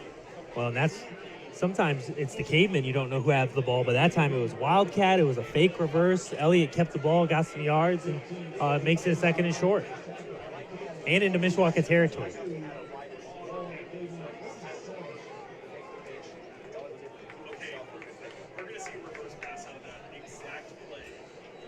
So let's see here, 2nd and 2. Well, this is the pistol they just ran a Wildcat out of as they go into it again. Elliott will be here, and he's going to go to his left, spin, cut back inside, still not taken down, and they'll mark him there I think at they the might 45. Yeah, he's right at the down marker. They'll say they'll give him the first down. So the chains will move, and the Redhawks off to a nice start here. And really, it's all Elliott. You get some passes there, but even the passes have gone to Elliott. Right. So the athlete getting things going for the Redhawks, trying to light some fire under them despite being down by 39 just early on in the second quarter.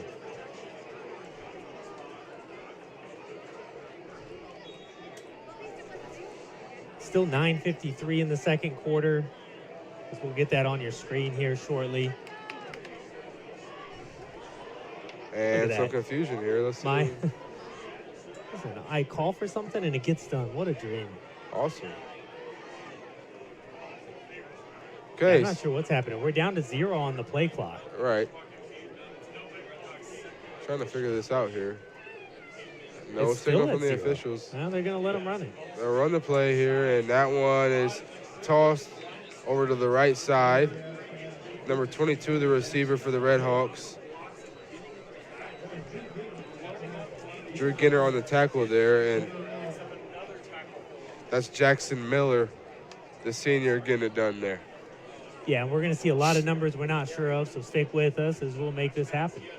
Diaz, risky throw there. He had a Cayman defender right there who could have made a play on the ball. Nonetheless, it's going to be an incompletion, 3rd and 9. Yeah, that was a tight window as he almost threw that right into a Cayman defender. And that's Abe Preciado, somebody who you definitely don't want to be throwing footballs to. No, we've talked about Cayman defense doesn't have a lot of size, but what they do have is a lot of speed. So, 9 minutes, 11 seconds remaining in this second quarter. Once again, running clock does not take place until the second half, assuming that the Cayman maintain a 35-plus point lead. And a high snap there, handoff. That's Miller again, and he's going to drive forward, run into that first down marker just past the 33-yard line. Yeah, I think they're going to give him a first on that. Nope, they're going to say he's just short. No, they're going to say he's short. I'm surprised by that. Yeah, me too. I thought he was well past the 35, but they'll say he's right there. Diaz rolls to his left, deep ball, and wow, he misses Elliott once again on 4th and 1. Not really something we were expecting there, a long Hail Mary play. That's the second 4th down they've run long passes on that they haven't completed, but both of them are open. So, yeah, I mean, wrong term there. Not necessarily a Hail Mary play, but a long drag route pass, there and a long fade route, excuse me. And not what you'd expect on 4th and 1. Going to result in a turnover on downs yet again. Well, it's a 4th and a short one, too. That's what I'm saying. 4th and 1, you're not expecting that. But he did have him open, and he just misses him once again.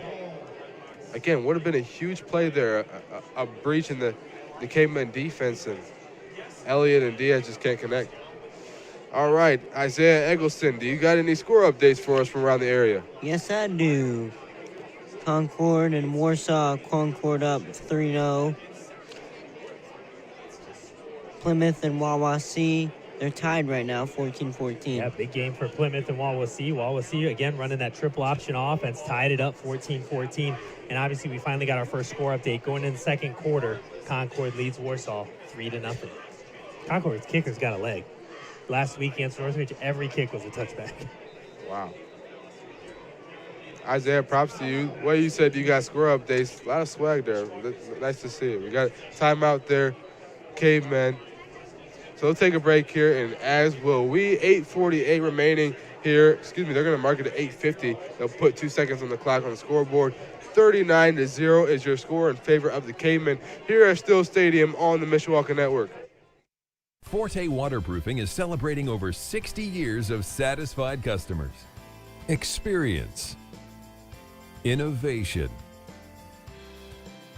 hard work, confidence, pride, honesty, integrity, determined, committed to achieve excellence. Fix it with Forte, fix it for good. Some see a wrestling match.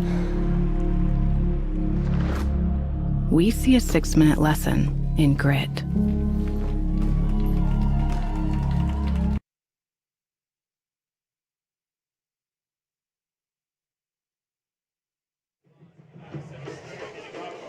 Welcome back, Landon Snyder hands it off left side for a nice gain. Gain of 8 on that one. Who was running that, Daniel? You know what? I couldn't see.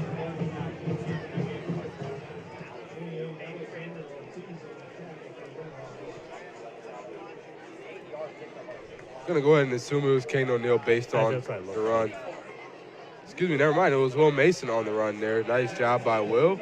That one I know for certain was Kane O'Neal driving forward for the first down, marked at the 48. So clock still ticking, just under 8 minutes and 15 seconds here in this second quarter. The Cavemen still in great shape, aside from extra points. That's the only thing that they've not gotten going here.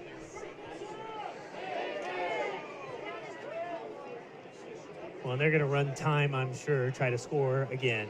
Yep. And Will Mason's going to get it again, getting some touches here. Had a little bit of an opening, but gets tripped up there in Red Hawk territory. Yeah, that's that trap play where he's coming from the near side. They're acting like they're coming to that side, and then he kind of takes that handoff to the far side, able to get 5 or 6 on that play. Good game there, 2nd and 4. Not quite 6 or 7 yards, Daniel. Not quite, unfortunately.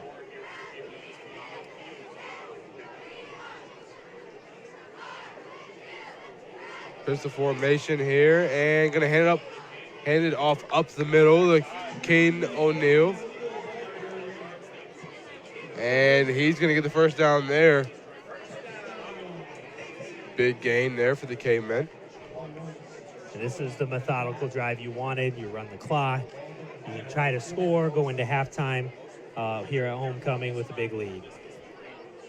And I mean, you know, these games are obviously a little bit better for the team on the winning side, but also good for the team on the losing side. They understand, obviously, what it's like to play winning football, and they also progress through getting these reps.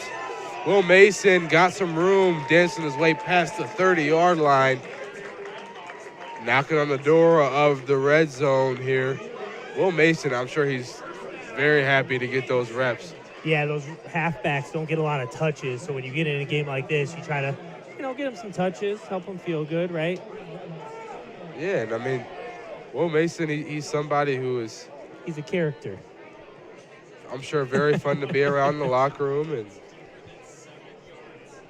you got Ethan Flowers out there, too. He's going to get the ball here. Power forward, past the 25, marked at the 24. Ethan Flowers also in broadcasting classes. Took it his freshman year, stopped, he's back. He's doing some really good work. You'll hear his podcast coming up soon about the offensive line here for Mishawaka. Special guest who may or may not have seen some playing time today. Yeah, Lucas you have to find out. Oh, never mind. No, you got to listen. Lucas is such a great character, dressed up as Keith Kinder today at school. That's right.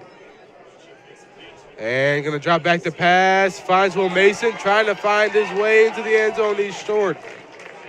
Tackled at the 4-yard line. Nice pass there, but we've got a flag on the field. We'll see what that call is. Back by the line of scrimmage. Tripping. Not a call you see often. Interesting call there, yeah. That's one of the more self-explanatory calls there with the signal there.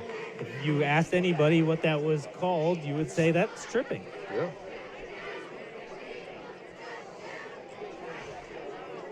Look, tripping. It's even on here. Oh, nice. It's going to be half the distance to the goal, 1st and goal. All right, well, there you go.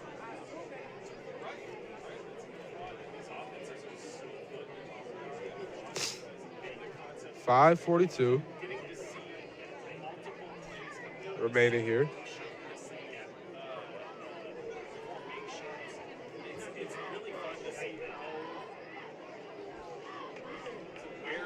I don't know what's happening now. They're talking to the line there, it looks like. There we go. Clock is now back up and running. So, 1st and goal for the Cavemen. And Snyder is going to go ahead and hand it off up the middle. And it's going to be another Caveman touchdown. Will Mason gets on the board, and they were clearly trying to get some of those players some touches, and Will Mason is the beneficiary of that with the touchdown. And I'm sure he's going to be very excited on Tuesday when we see him. That run does kill his average, though. It does. The 2-yard touchdown run. brings your average down big time. But you know what? I think he's probably more happy about the touchdown than his average. And that one is good. Braden Plonsky is going to get a PAT to go here. That was his 4th attempt, and he got it done. As they say, four times a charm.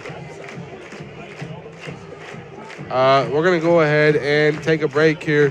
46-0 is your score with 5:30 remaining in this first half. The Cavemen all fireworks today, and now including an extra point here on the Mishawaka Network. Some see a volleyball match. We see a student athlete learning how to be poised under pressure.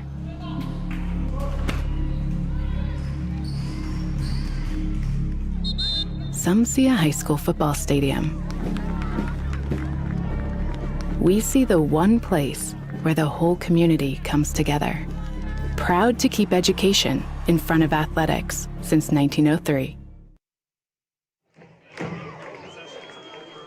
And we're back here. Braden Plonsky is going to kick this one off from the left hash. Sure, he's feeling excited after nailing that extra point. Kick is up and away. And that one is fielded, taken back past the 25, down at the 27-yard line.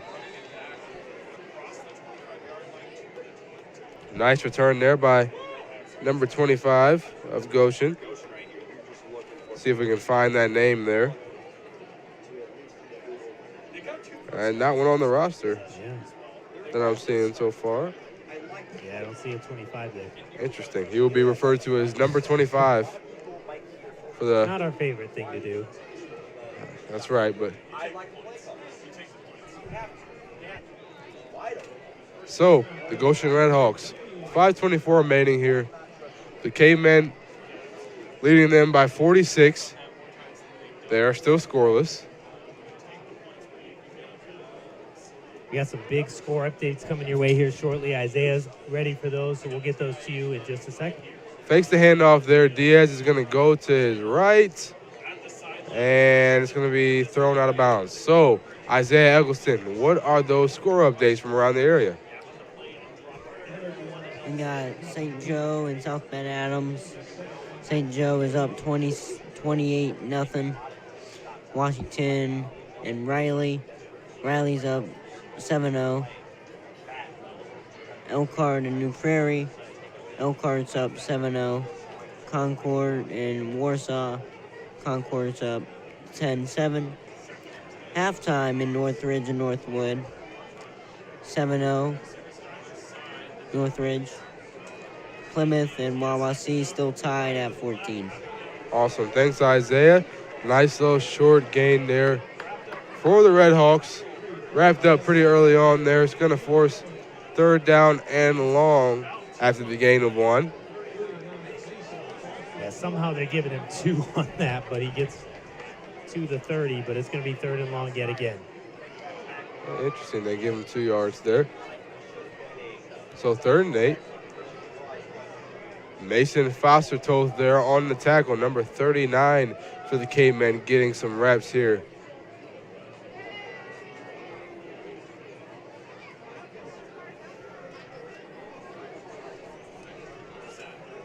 And drops back to passes Diaz. He's going to find a receiver on the hitch and get wrapped up immediately by Brylan Houston. Brylan, another broadcasting student, I'm telling you. Just whole football team full of them. So they're going to go for it again. And it's going to be blown dead by the officials. Looks like timeout called by Mishawaka. So with 4:07 remaining in this first half, Mishawaka Cavemen will look to regroup as a defense and as a unit. We'll see what they come back out with. 4th and 1 play awaits here when we come back from a break on the Mishawaka Network. Some see a volleyball match. we see a student athlete learning how to be poised under pressure.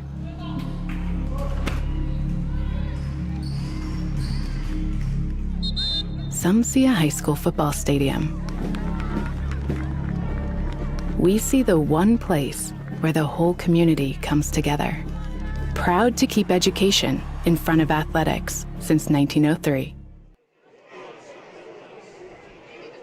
All right, welcome back here to Still Stadium as the K-Men still lead 46-0. Now the Goshen Redhawks have quite the play coming up here.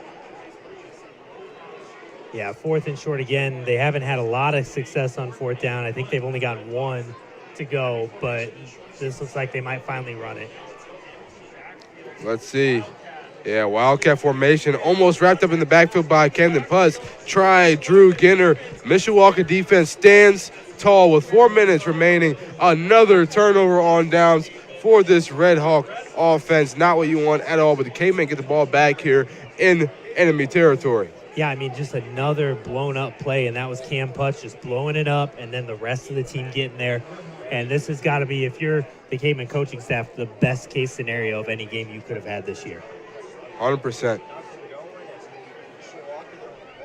So, I mean, really nothing else that you can nitpick from a general aspect here. And it looks like Gaten Groninger will be going in at quarterback here in place for Landon Snyder. The sophomore got a few snaps at safety so far this year. Yeah, you're going to see a number of backups in the game now, but the line is still going to stay out there, try to get another score here before halftime. Ethan Flowers in place for Caden O'Neill. And we'll see him run up the middle for a few. Ethan Flowers. And these are big reps for some of these kids. You never know when, Caden O'Neill gets hurt and can't play for a few plays. You never know when a wide receiver goes down and you need to go out there. So these are big reps for some of these skill position players.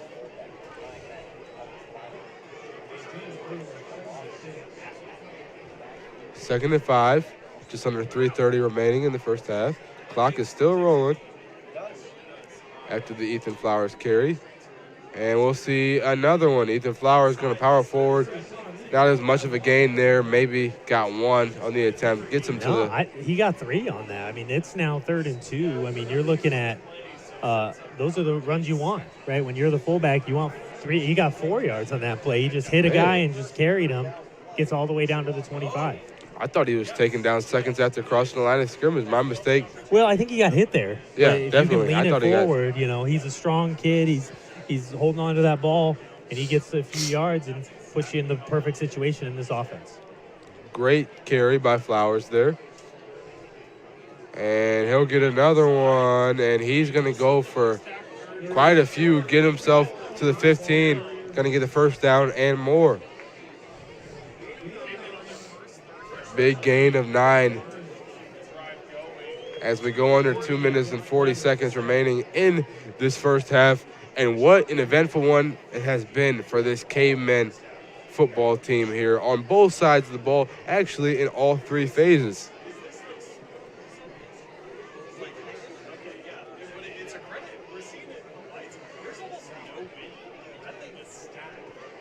Let's see here, the K-Men offense in pistol formation.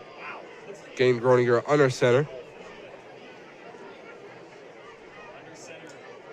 And he's going to go ahead and hand that one off up the middle to Ethan Flowers, again, feeding him those carries over and over again. And it's been working out very well for this offense.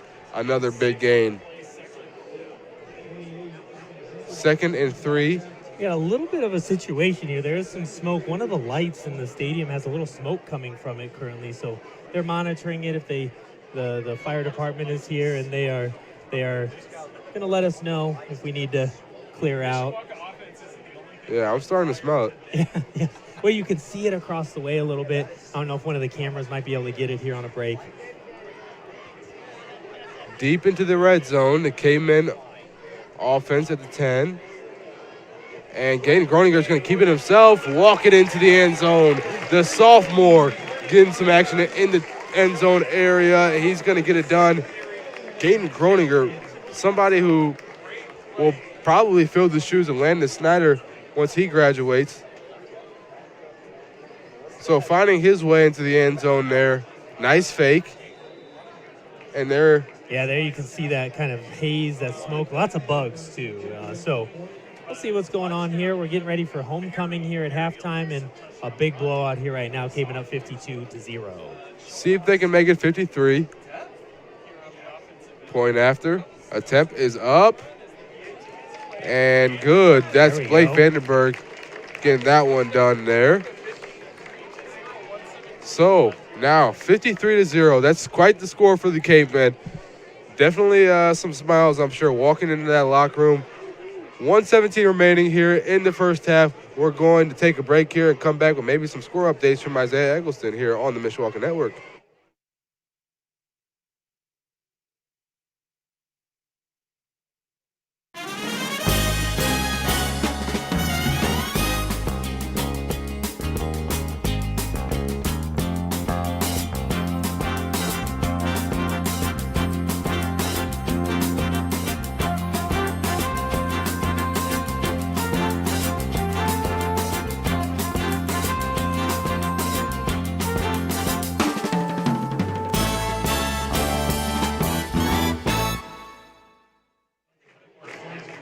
Welcome back here to Still Stadium. Just now joining us, you have missed quite a bit from the Cavemen. 53-0 is the score with 1:17 remaining. So they're going to kick this one back to the Red Hawks. That is Elliott again fielding this one. Marked down just to the 30. Isaiah, we got two quick updates. We're going to get you a halftime score from St. Joe and Penn right now. What do you got, Isaiah? St. Joe at halftime is leading South Bend Adams 35-0. And just like this game, Penn is blowing out Marion 41-7 at halftime. So Mishawaka rival Penn Kingsman faring pretty well.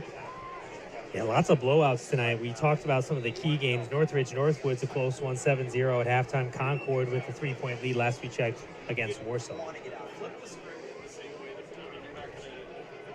So now we see this Goshen Red Hawk offense once again. Let's see how they fare here in this drive. Diaz is still out there, rolls out to his right, looking for somebody, throws across his body to Rapp, and it's broken up there by the Cavemen defense. Yeah, and if you're a coach, and you're Coach Eklinski, and you see that cross body throw across the field, I know Cam Ward did it last weekend. That's right. I'm not saying we got bad quarterback and Diaz out here, but you're not Cam Ward. Yeah, Cam Ward's the number one pick. So I don't know that you want to be throwing it across your body, across the field to try to get that. And Liam Summers just saw that, and he knew that he could make a play on Rapp. Yep. Caused the breakup, and 2nd and 10 now with 1:04 remaining for the Goshen Red Hawks. So we still got Carter Diaz out there. Interesting that we still see the starter out here.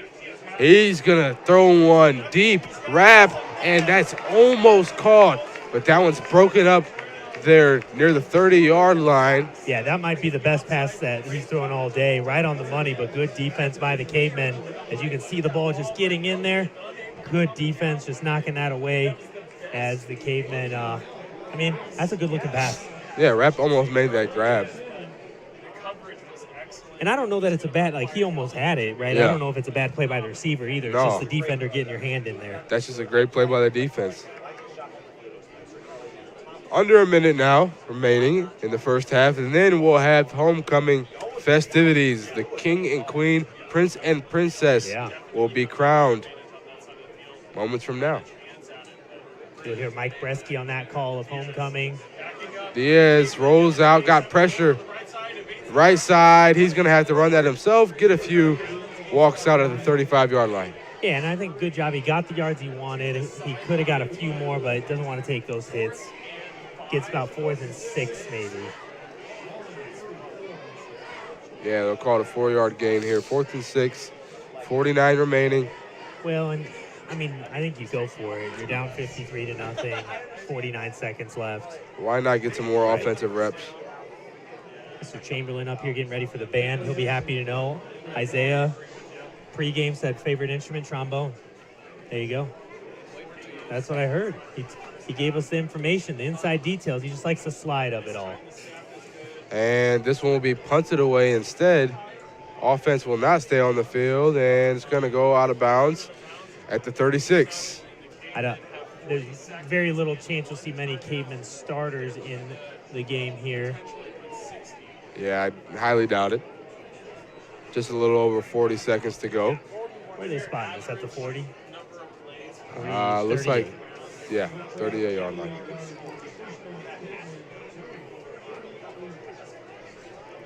So I would guess a kneel down. Exactly what I was just about to say. 41 seconds. I don't see why not. Yeah.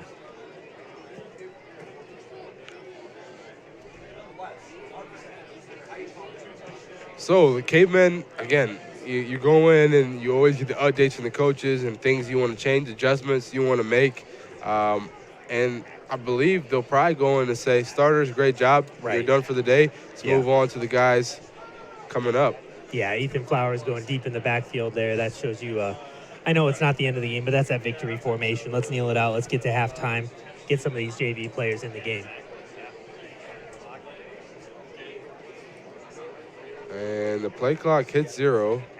They're going to say delay a game. Earlier, the play clock was at 0 for 15 seconds and no call. But they're going to mark it off 5 yards here as the Cavemen will have to do it at 1st and 15.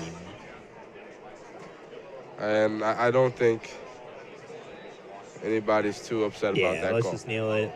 Go to halftime. Groninger will take it, nail it down.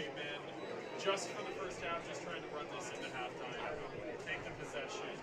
So, I mean, the Cavemen really just putting on display what it's like to be top dog in a conference. Yeah, and that's going to wind it down. Everybody's going to locker rooms. We're going to go into halftime. I think everybody's got to regroup. That was probably the most points I've ever seen scored in a half in a football game at any level. Yeah, same here. 53 is nothing to scoff about.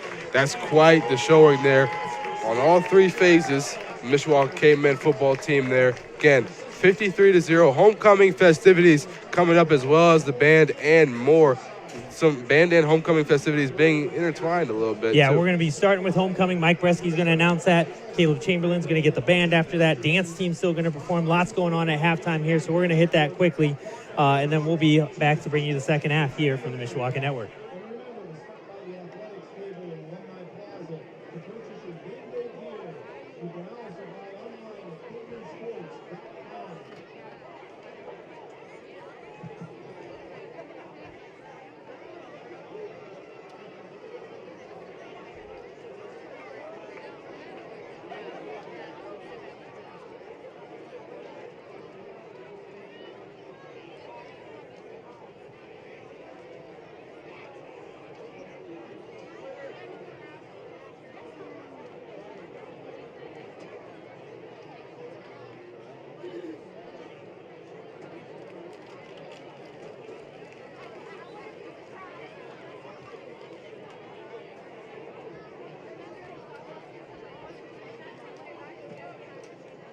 Caveman fans, it's homecoming.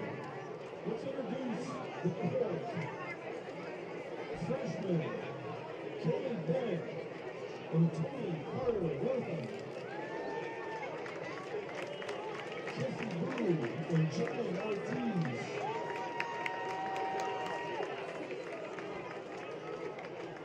Sophomores, Nicole Lear and Nasser Farhan. Community and Malachi Knight. Juniors, Noel Farhan and Kevin O'Neill. Cindy Dominguez and Nico Price.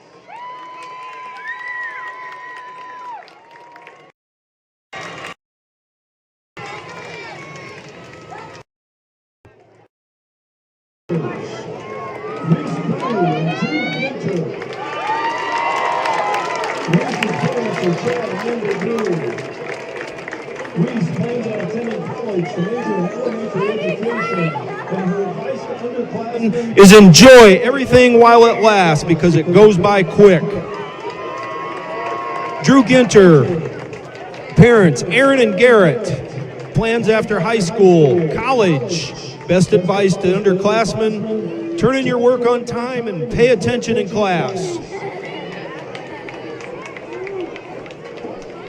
Adrian Seifert and Tyler Nair. Adrian's parents are Jeannie Seifert. Plans after high school to study elementary education, and her advice is to stay on top of classwork and get involved in everything. Tyler. Parents, Tammy Duncan and Shane Nair. Plans after high school to attend college, and advice to underclassmen is to stay on top of assignments and have good attendance. Cammie Bland and AJ Horston. Cammie's parent is Ursula Godinez. Her plans after high school, go to a trade school in Chicago to become a mechanic, and her advice is to surround yourself with positivity. That's all you ever know. Ashton Horston. Parents, Ashley Copley and Tony Horston. Plans after high school, go to college for business, marketing, and music, but also participate in track and field. Advice to underclassmen, if you want to make the world a better place, take a look at yourself and make the change.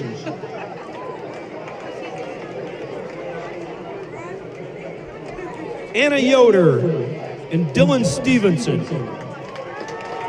Anna's parents, Shelley and Jeremy Yoder. Plans after high school, go to college and study musical theater. And advice to underclassmen, although it can be hard, try your best to treat people with kindness, even if they deserve it. Try to treat others the way you want to be treated. Dylan's parents, Chad Stevenson and Danielle Stevenson. Dylan plans on going into the United States Army, and his advice to underclassmen is to plan for your future and be on time. LaFay Jones and Carson Francis. LaFay's parent, LaQuana McKinney, plans after high school, going to the United States Army to become an MP. Advice to underclassmen, pay attention in class. Holly Shine and Bryce Burris. Holly's parent is Emily Wheeler. Holly's plans after high school to become a firefighter and possibly join the United States Air Force. Her advice to underclassmen is focus on making your own happiness and success and trying to please others. Bryce Burris, parents, Curtis Hardy and Amy Burris, plans after high school to attend flight school and college with an undecided major. Advice to underclassmen, enjoy high school. This is the easiest part of our lives.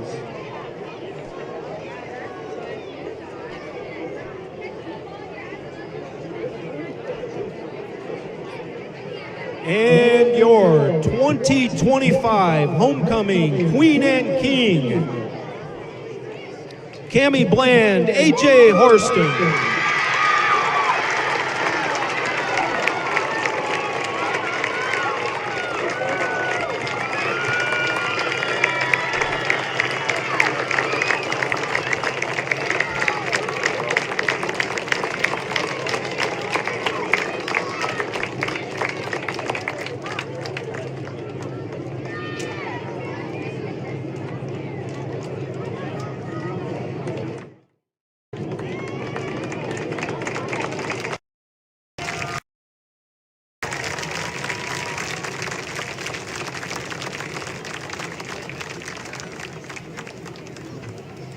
Company court, you are dismissed. Let's give it one more round of applause.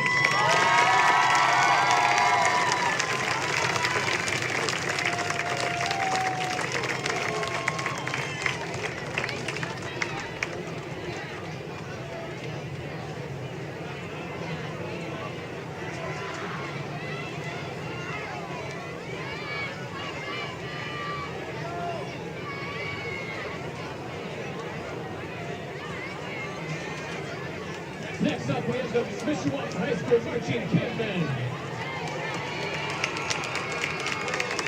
Time to bring you our full show hits of the 80s. Don't You Forget About Me. 99 Red Balloons and the hits of Madonna.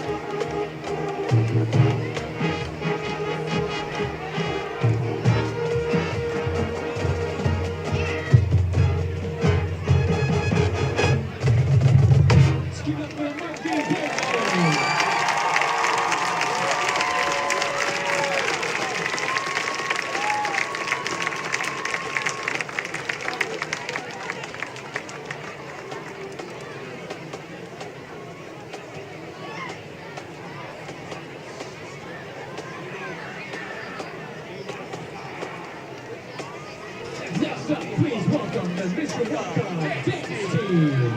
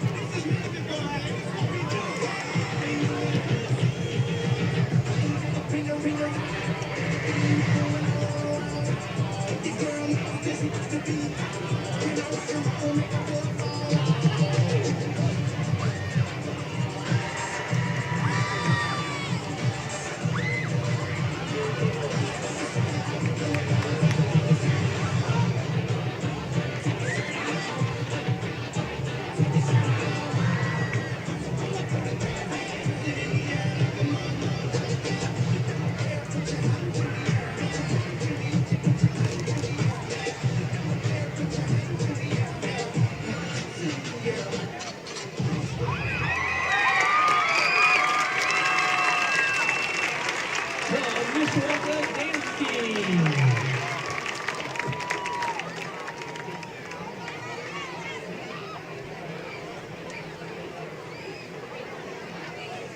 Forte Waterproofing is celebrating over 60 years of satisfied customers. Experience.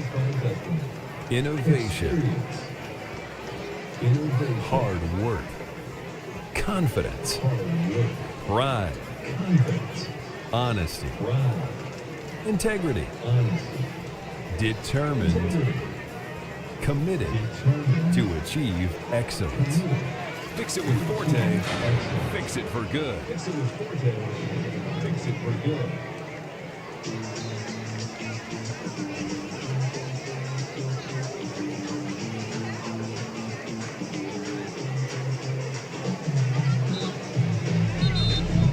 Some see a high school football stadium. We see the one place where the whole community comes together. Proud to keep education in front of athletics since 1903.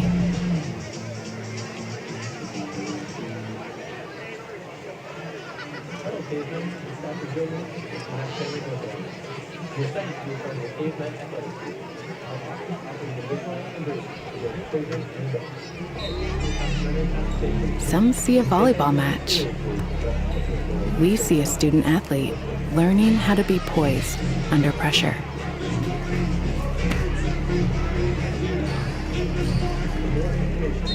Some see a high school football stadium.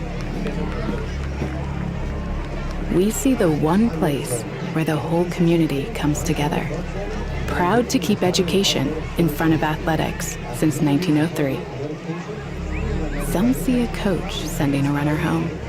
We see a mentor guiding a student athlete into the future. Proud to keep education in front of athletics since 1903.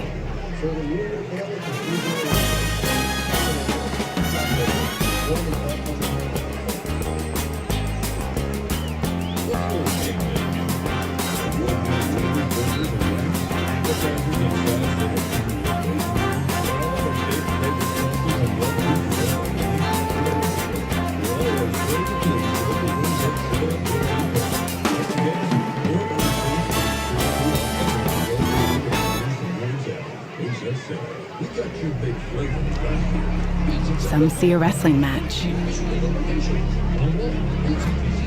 We see a 6-minute lesson in grit.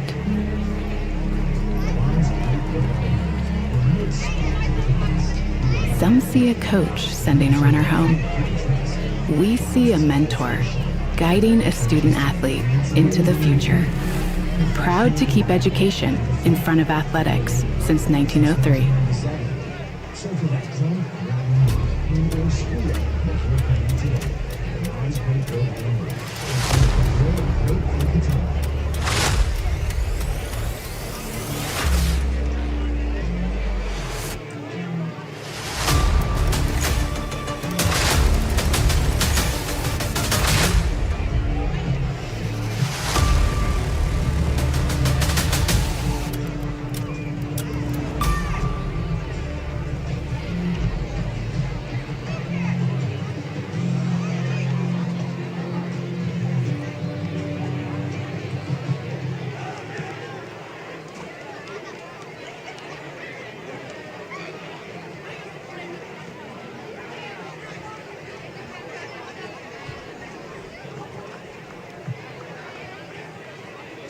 T-Mobile are teaming up to give a multi-million-dollar football field makeover to one deserving school.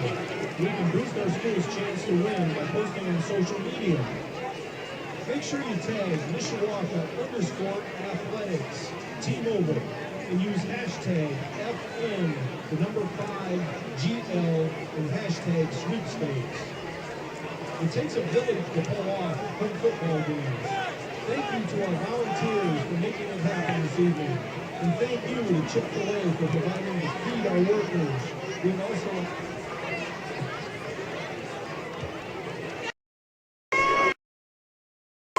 Okay, here we go. We're back in action. Matt Rendell here, Isaiah Eggleston. Quick halftime. Not a lot here to talk about, but let's look at some stats here. Mishawaka, 19 rushes, 156. They are 3 for 3 passing for 74 yards, some touchdowns. Big stat there for Goshen, 17 rushes, -1 yards. Isaiah, how would you describe that first half for the Mishawaka Cavemen? I mean, 0 turnovers. Yeah, big. Like, really good offense, really good defense. Yeah, big time on defense. Big time defense. Yeah, like, 2 defensive touchdowns, lots going on. We got lots of scores updates. We haven't updated them quite so recently, but let's get the ones we have here, Isaiah. We got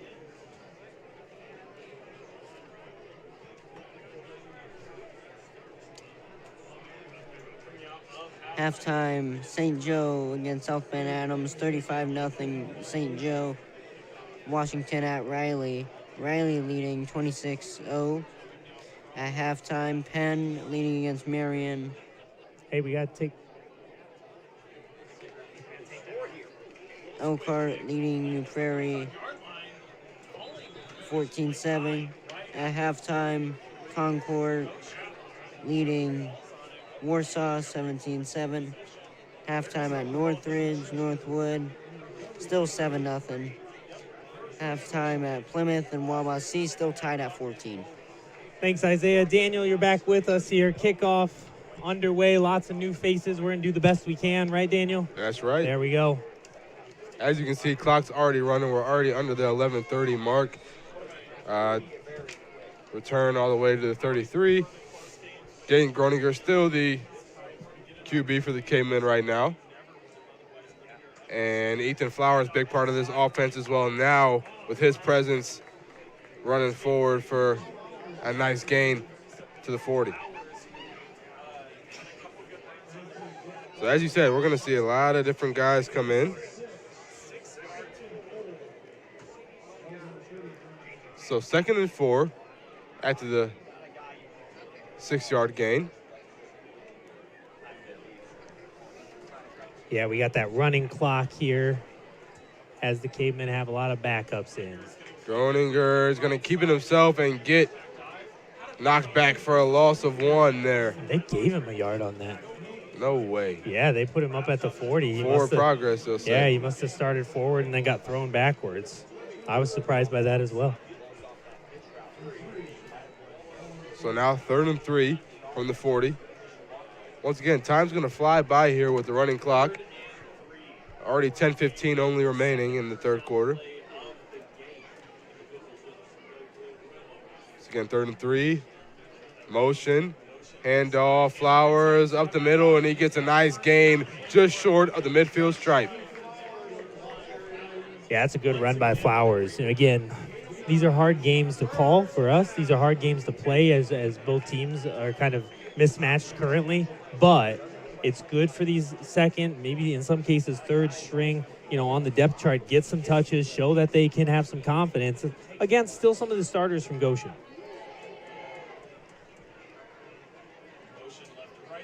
And Flowers going to take it again up the middle, and it's going to be a nice gain, they'll say, of 3 into enemy territory. Yeah, you see even some of these starters on the bench, they have their jerseys off, their pads off. They know this is, they're done for the day. Their day is complete indeed, and what a day it was for them.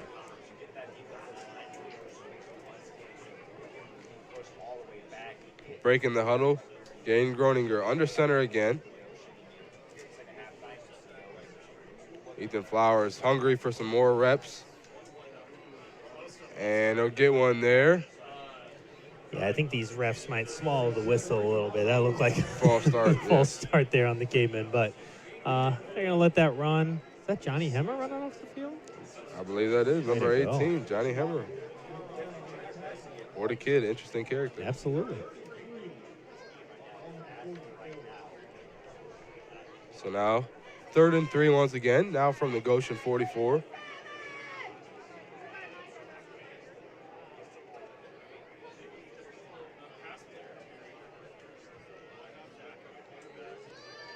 Run up the middle again. That is Ethan Flowers.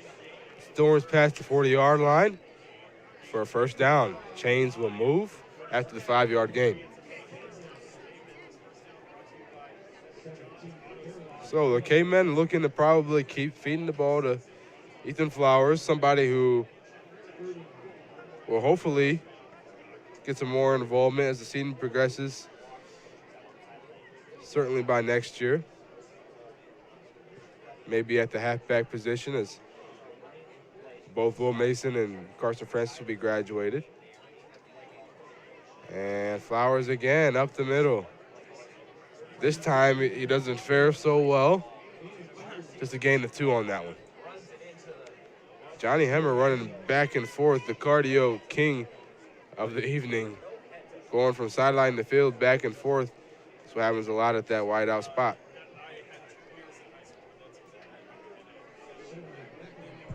This is the drive, Daniel, you want if you're the Cavemen. Right now, you've got your backups in, you've got some guys getting some reps, but you're getting 3 yards, you're getting 4 yards, you're getting 6 yards, and you're getting 1st downs. You're milking that clock. That's definitely a false start. Yeah, I didn't call it there. Off to the left edge, that's number 42, DeJuan Hatchett. There we go. Another student of yours. I'm telling you, broadcasting might be the football team. Might be. Look at him catching that pitch, getting to the outside. He loves playing football. Talked about it on his podcast. There you go. I'm telling you. DeJuan's a very bright, happy personality. Yeah, he's got really good energy. Every single time you talk to him, always happy.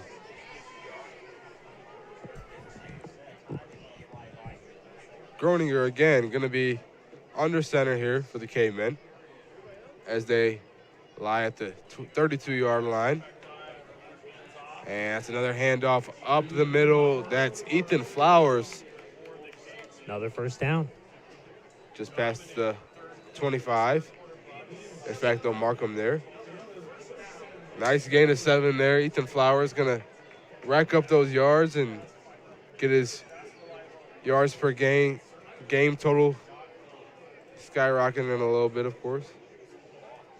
He had a few snaps in the Marion game. Clock's still running, and we're already approaching the 5:30 mark, believe it or not. Up the middle again, halfback dive, and wow. I mean, a lot of help from that O-line. Well, and he just carried people. He just made sure those feet kept moving, right? That's what they always say. Keep those feet moving. You'll get there. And you see he's just kind of moving and moving. 24 had a hold of him, no chance. And again, we talk about Flowers, also a fun character, a nice kid, and he's very strong for sure. Absolutely. He's got the fullback, halfback build. Right. He's short, strong, fast. Overall, we've had, a number of technical things we got figured out, but overall, really good job. All the students running cameras, switching. Only non-student on this broadcast is here talking to you. On the right side, off the toss. Taken down just shy of the first down marker. It's number 26, Tommy Hoover. Tommy Hoover, a good wrestler on the wrestling team as well. That's right. Also plays catcher on the baseball team. Oh, wow. Yeah. I have inside information from the JV baseball coach. Oh, do you? Yeah, Dave Rendell, my guy. Wonder how you guys are associated. Clock's still running, and Caveman inside the 10. Ball at the 6-yard line, and that's going to be up the middle, marked at around the 2. Again, we got running clock. It only stops on a few things, so it'll be running most of the second half. Do you like the running clock? Think it's a good rule? I like it. Yeah. I like it. I think, I do too. You know, especially getting those guys. You've seen those some reps. crazy scores. This one was a little out of character. Not that Goshen was expected to win, but they just made so many big mistakes. But we saw last week Northview down south, they were up 70-0 at halftime. Cascade tonight was up 63-0 at halftime. Insane. It's not something you see very often. Some motion, that's Hoover, and driving forward, another Caveman touchdown. Ethan Flowers makes his way into the end zone. Sure, he'll be excited as well on Monday when we see him getting this first varsity touchdown of his very young career. The junior, number 37. Huge producer here in this entire drive for the Caveman. Absolutely. And now he's going back out there to block, it looks like. And I'm sure he's very tired. Yeah, you're right. He has that build. He's so strong, lower body, upper body. He's just got it, and he's on the edge of that field goal block. So we've got a third-string kicker in here now. That's number 31, Max Hurt. And we've got a flag here. Ball start. Yeah, I got to be careful.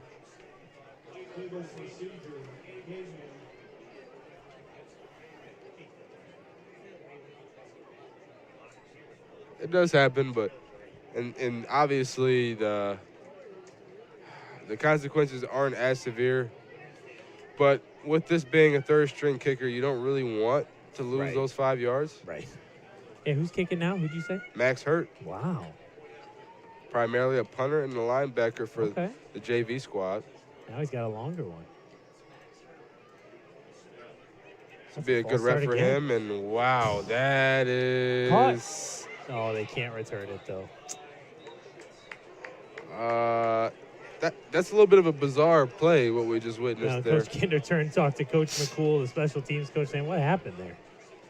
It's just, not what you want to see for sure, but they move on. 59-0, still a lot to be happy about there. I think Drew Ginter's got the coach's headset on. Oh, does he? Is that him right there? Let me see. Somebody's got a coach's headset on down there. That is Drew Ginter, yeah. And I believe Landon Snyder has one on as well. We got a quick break here. We got one big score to update for you. Isaiah, what do we got over in Napanee? We got Northwood and Northridge in the fourth quarter. Northridge took the lead 8-7. Well, Northridge had the lead 7-0. Yep. Who took the lead? Northwood. There we go. Northwood taking the 8-7 lead over in Napanee. A big game there. That's in the fourth quarter. Not a lot of points. Mishawaka had that nail biter last week against Northwood. Some things didn't go their way out there, but they pulled out the victory. Lots going on here at Mishawaka. Daniel, our next broadcast is on Tuesday. What do we got Tuesday? Tuesday, we've got volleyball. The Cavemen girls volleyball team will take on the Plymouth Pilgrims. There you go. I was like, maybe he's going to say it. Plymouth still has that strange two-mascot deal. Pilgrims for volleyball, though. And then Thursday, Kira Foley, Cam Stokes back on the air together for some volleyball against Elkhart Christian. Line drive, kickoff. You thought I was going to get it wrong. Oh, that was going to go out of bounds. I wasn't thinking. I was anticipating what your answer would be. That's what I was doing, Daniel. You may not know that I am quite the seasoned vet over here. So. Yes, and you went and changed into pants, which I appreciate. That's right. Way to go. Veteran to the core. Lots of new workers this year for the Mishawaka Network. Isaiah's here with us tonight. We're going to talk here at the next break about some college football games tomorrow. I know Isaiah, Daniel, both some Notre Dame fans, so we're going to talk some Notre Dame football real fast at the next break. But lots going on around the community, around the school, as we are heading into homecoming weekend, which means tomorrow, homecoming dance. I know, Daniel, you're not going, but lots of people are attending that masquerade theme as we get ready for some dancing.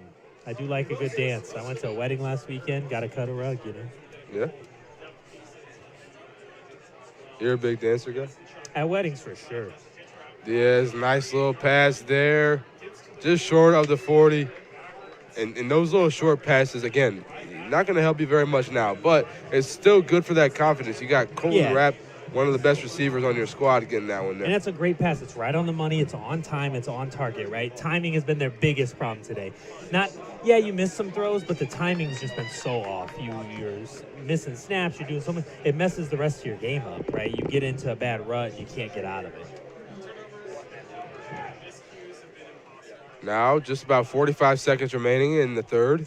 Toss over to his right. Diaz is going to hand that off and going to get taken down just past the 45. Again, that's number 25, the player we do not have a name for yet.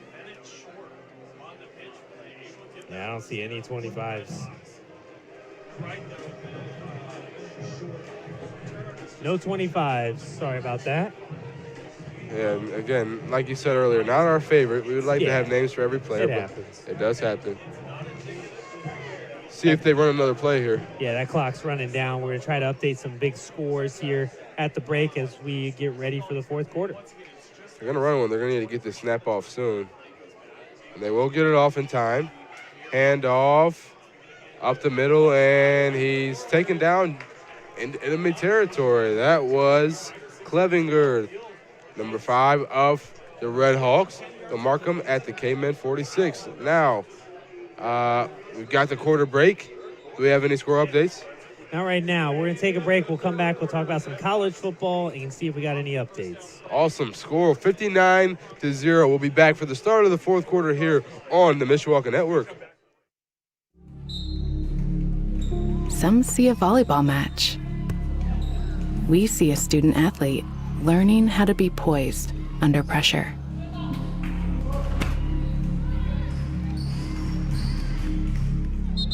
Some see a high school football stadium.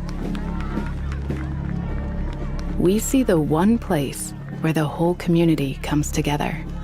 Proud to keep education in front of athletics since 1903.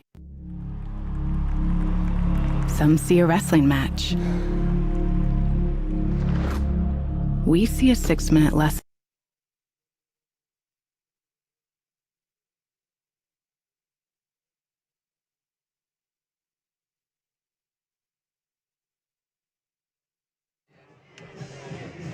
Welcome back here to Still Stadium on the Mishawaka Network. Cavemen having a wonderful night. I mean, there's not much to be upset about here for them. 59-0 is the score. They led 53-0 at halftime. Now into the fourth quarter, they're adding 6 more to it. Nice little quick pass over to Elliott. He'll drive forward past the 35 and dive for a few more, marked at around that 32-yard line.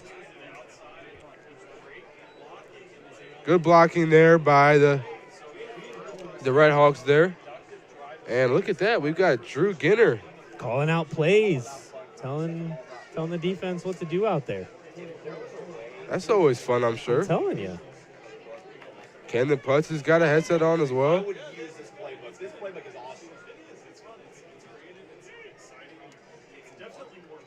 And high snap. Diaz going to keep it himself. Make a man miss. Stumble forward past the 30. Marked at around the 28-yard line. We do have one quick big score update here, Isaiah. I got a Plymouth Wawasee update. What do you got?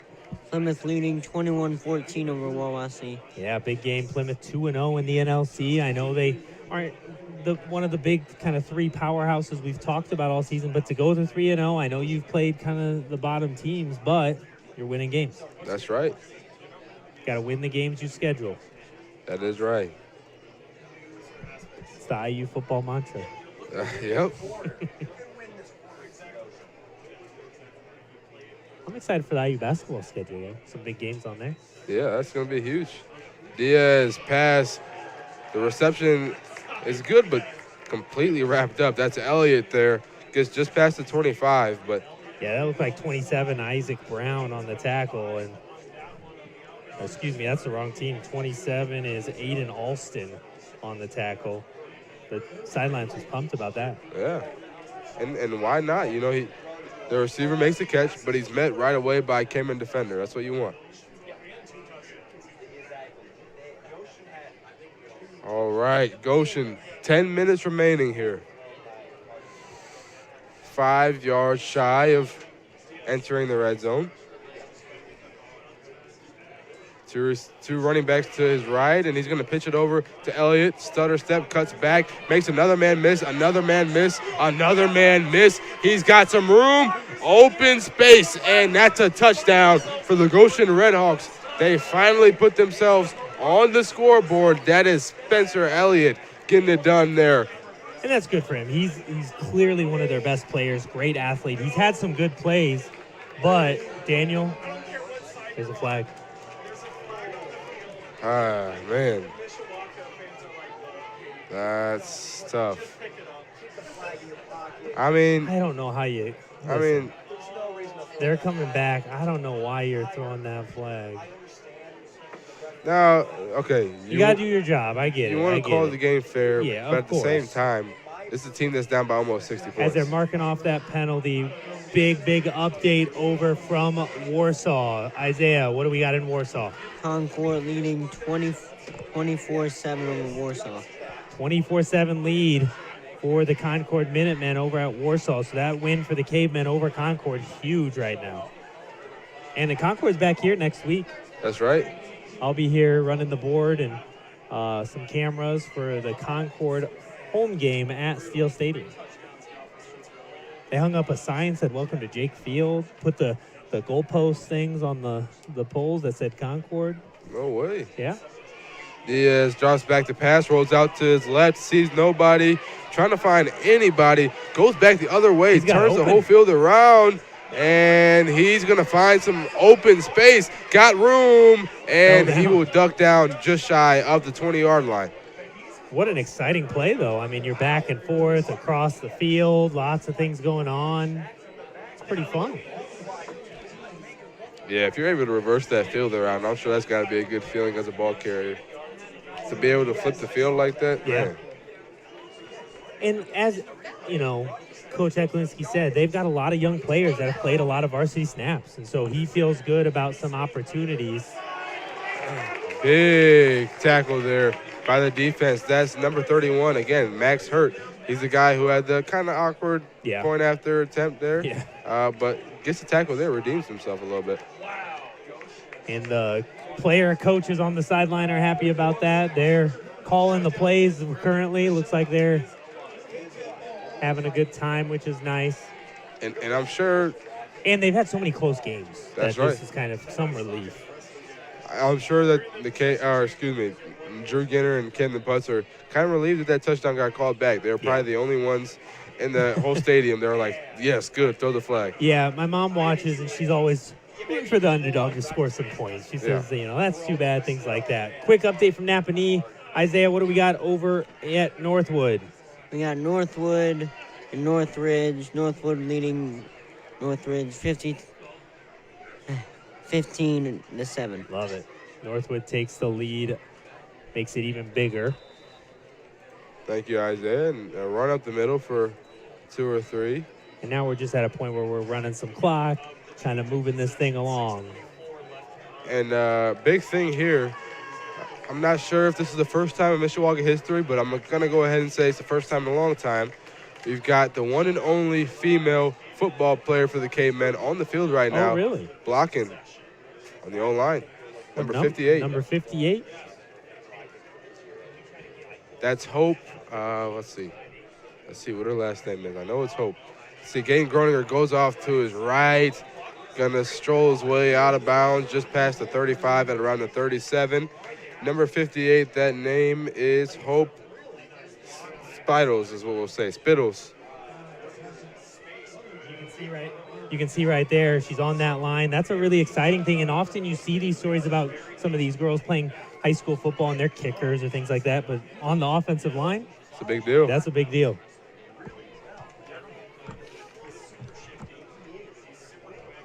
So now under the 5:30 mark. Excuse me, Daniel, especially on the Caveman offensive line where Right. you got to do a lot of work. Right. That's a pretty big deal.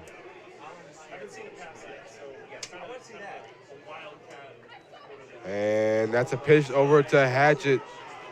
And DeJuan Hatchett getting some room. A little bit of late contact there as he just shy of the midfield stripe, but Yeah, and it's some exciting, gotta be careful over there. And Coach Kinder telling his players, hey, chill out a little bit. yeah, we're up by Yeah. 59. So And they're excited for their players, which is great, right? Your teammates, you want to be excited for your teammates, which is good.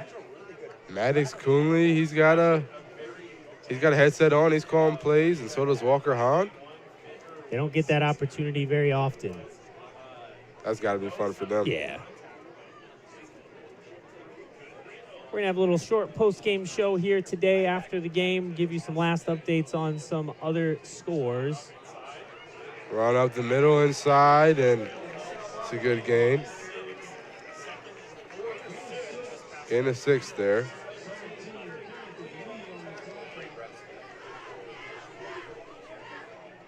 That was, I believe, number 30, Nick Salvato on the run.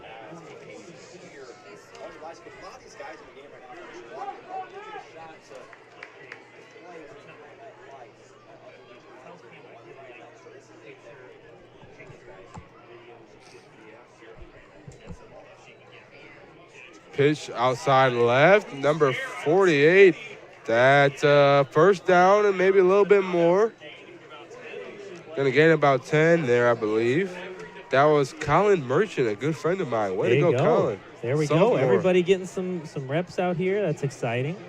Offensive line sprinting off the field. Number 54 in particular, man. He's really trying to make sure he gets those bonus points.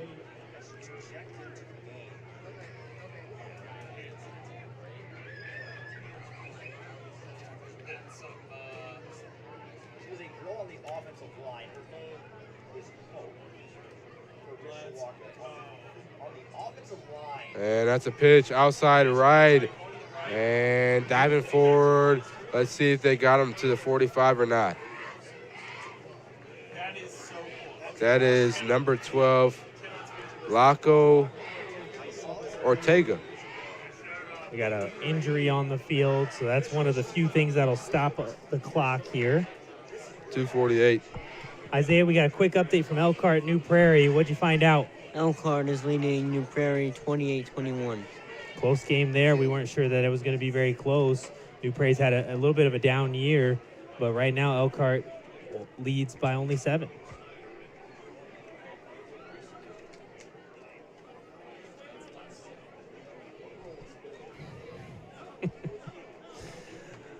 Lots of things going on. Let's quickly, while we have this break, as he's up and moving there. That's Goshen, number 15, it looks like. That is James Van Houser out there walking off the field. Big game tomorrow, Isaiah. Notre Dame taking on Purdue. What are your thoughts?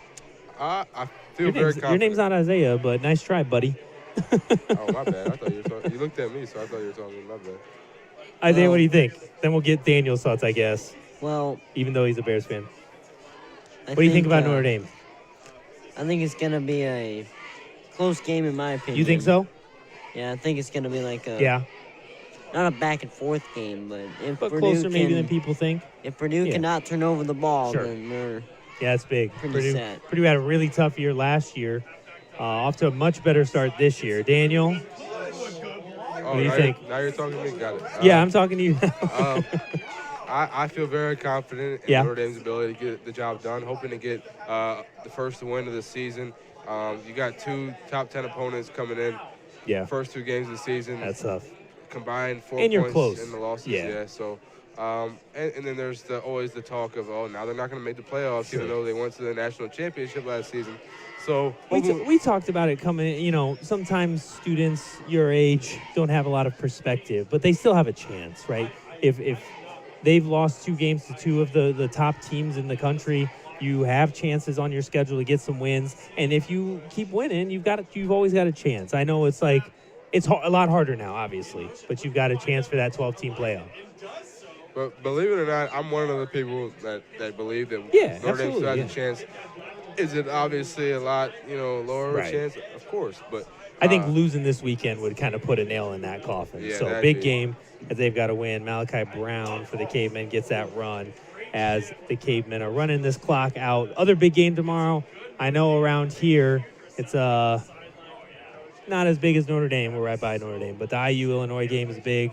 It's one of the few ranked matchups in the country this weekend, as that'll be a night game down in Bloomington. It's a redout.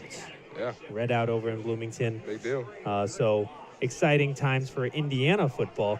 There was an article the other day talking about football might be taking over basketball in the state of Indiana as the most popular sport, and I think that's probably true. You see it at the games, you see it at events, so lots of exciting things here in Indiana as far as sports. You got the delay game call here. I'm not sure if anybody is really too worried about that. Yeah, the clock's still going to run as we're going to run this clock out. We'll do a short pregame show or postgame show here to wrap up our game here today, which has been kind of tough. Yeah. It's been tough for Goshen. That'll actually end it there. So, a huge statement win by the Cavemen. Going and getting it done and shutting out any opponent is huge, but shutting them out and scoring 59 points is a huge deal. It's something that they will not forget for a very long time here. And getting the shutout. That's what I'm saying, yeah, and that's a big deal. Yep. This coaching staff, all these players, confidence-wise, getting young guys reps, such a big thing as well, something Coach Kinder talked about a lot. So big game for the Cavemen. Final score 59-0. Yeah, huge. Any score updates from around the area? Yeah, I think we'll get to it. We're going to take a break, try to get some things here, and then we'll wrap up with our postgame show. Okay, got it. Let's do it. Again, 59-0. We'll be back with some more on the Mishawaka Network. Some see a wrestling match. We see a 6-minute lesson in grit.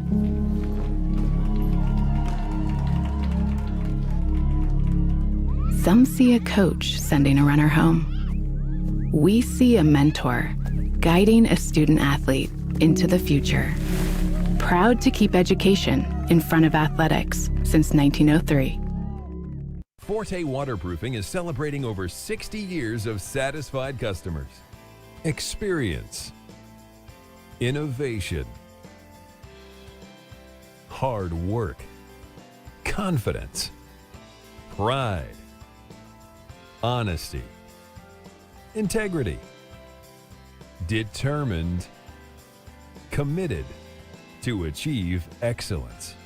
Fix it with Forte, fix it for good. And we're back here, Mishawaka Network, still stadium. Cavemen prevail here, 59-0 is your final score. Big game here for the Cavemen. We got some games around the area, big scores. What do we got? What do you got for us, Isaiah? We got Concord and Warsaw. Concord leading 31-7. I mean, a huge game there for Concord, kind of just dominating Warsaw. Big update from Northridge and Northwood. They're actually tied at 15. with the 2-minute warning left. Yeah, so 15-15 over at Northwood, Northridge. Big game over there. Northridge trying to get on the win column. They haven't won a game yet this year, and we'll see what they can do. Yeah, so big games around the area here. Homecoming, always nice to get a win during homecoming, or for homecoming rather. Shout out to the homecoming king and queen, Kamaya Bland and AJ Horston.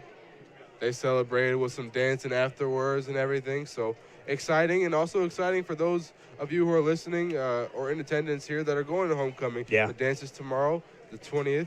Believe doors will open at 7:30. Not sure. Yeah.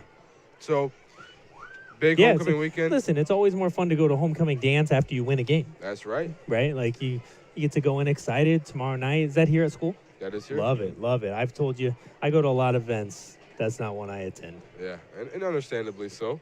Yeah, this week I was out at golf on Monday, the girls' golf team. I was out at girls' soccer last night. I went to girls' soccer. They lost, but they played pretty well against Culver Academies. So just exciting times here at Mishawaka. Cavemen with the big win. Next week they're on the road. Where are they going to? Cavemen are going to Northridge. Yeah. And Northridge right now in another close one. Northridge can't help but play close games as they are tied here. Just about 2 minutes left in that game. So lots of things going on here, Daniel. We've got a lot of projects going on in class. We'll be doing 2 volleyball games next week, so tune in Tuesday and Thursday. Daniel, you'll be on the call on Tuesday. I'm behind the scenes at volleyball. That's my favorite place to be. Yeah. I'm kind of behind the scenes here, too. I'm going back and forth, lots of things to do, but everybody did a great job tonight. Logan ran this top camera tonight. Kira on our tight follow on the field. Grant's loving it on the field. He's doing a great job. Eli, we had a lot of problems tonight. None of them his fault. But he did a good job getting that scoreboard up and running. And then Max and Dylan over here on what they would say on the ones and twos, right there. Pressing all the buttons, getting all the things, doing all the work. So, Daniel, why don't you wrap us up? All right. Once again, Cavemen get the job done here at home in Still Stadium. Final score of 59-0, a shutout win by a very large margin. The Cavemen definitely very satisfied with this one. They advanced to 4-1 on the season. They are now over halfway through the regular season, halfway through the season in general with the 10 guaranteed games. Now, Goshen, they go ahead and regress to 1-4 on the season. They've got a lot of work to do. They still got the 1 win column, so 1 in the win column. So it's obviously progress following last season, but a lot more they want to build off of. I'm sure Coach Hack will tell you that right now if you were talking to him. But yeah, overall, great game. It was a pleasure to call this one for you all, and thank you for viewing. Have a good night from the Mishawaka Network.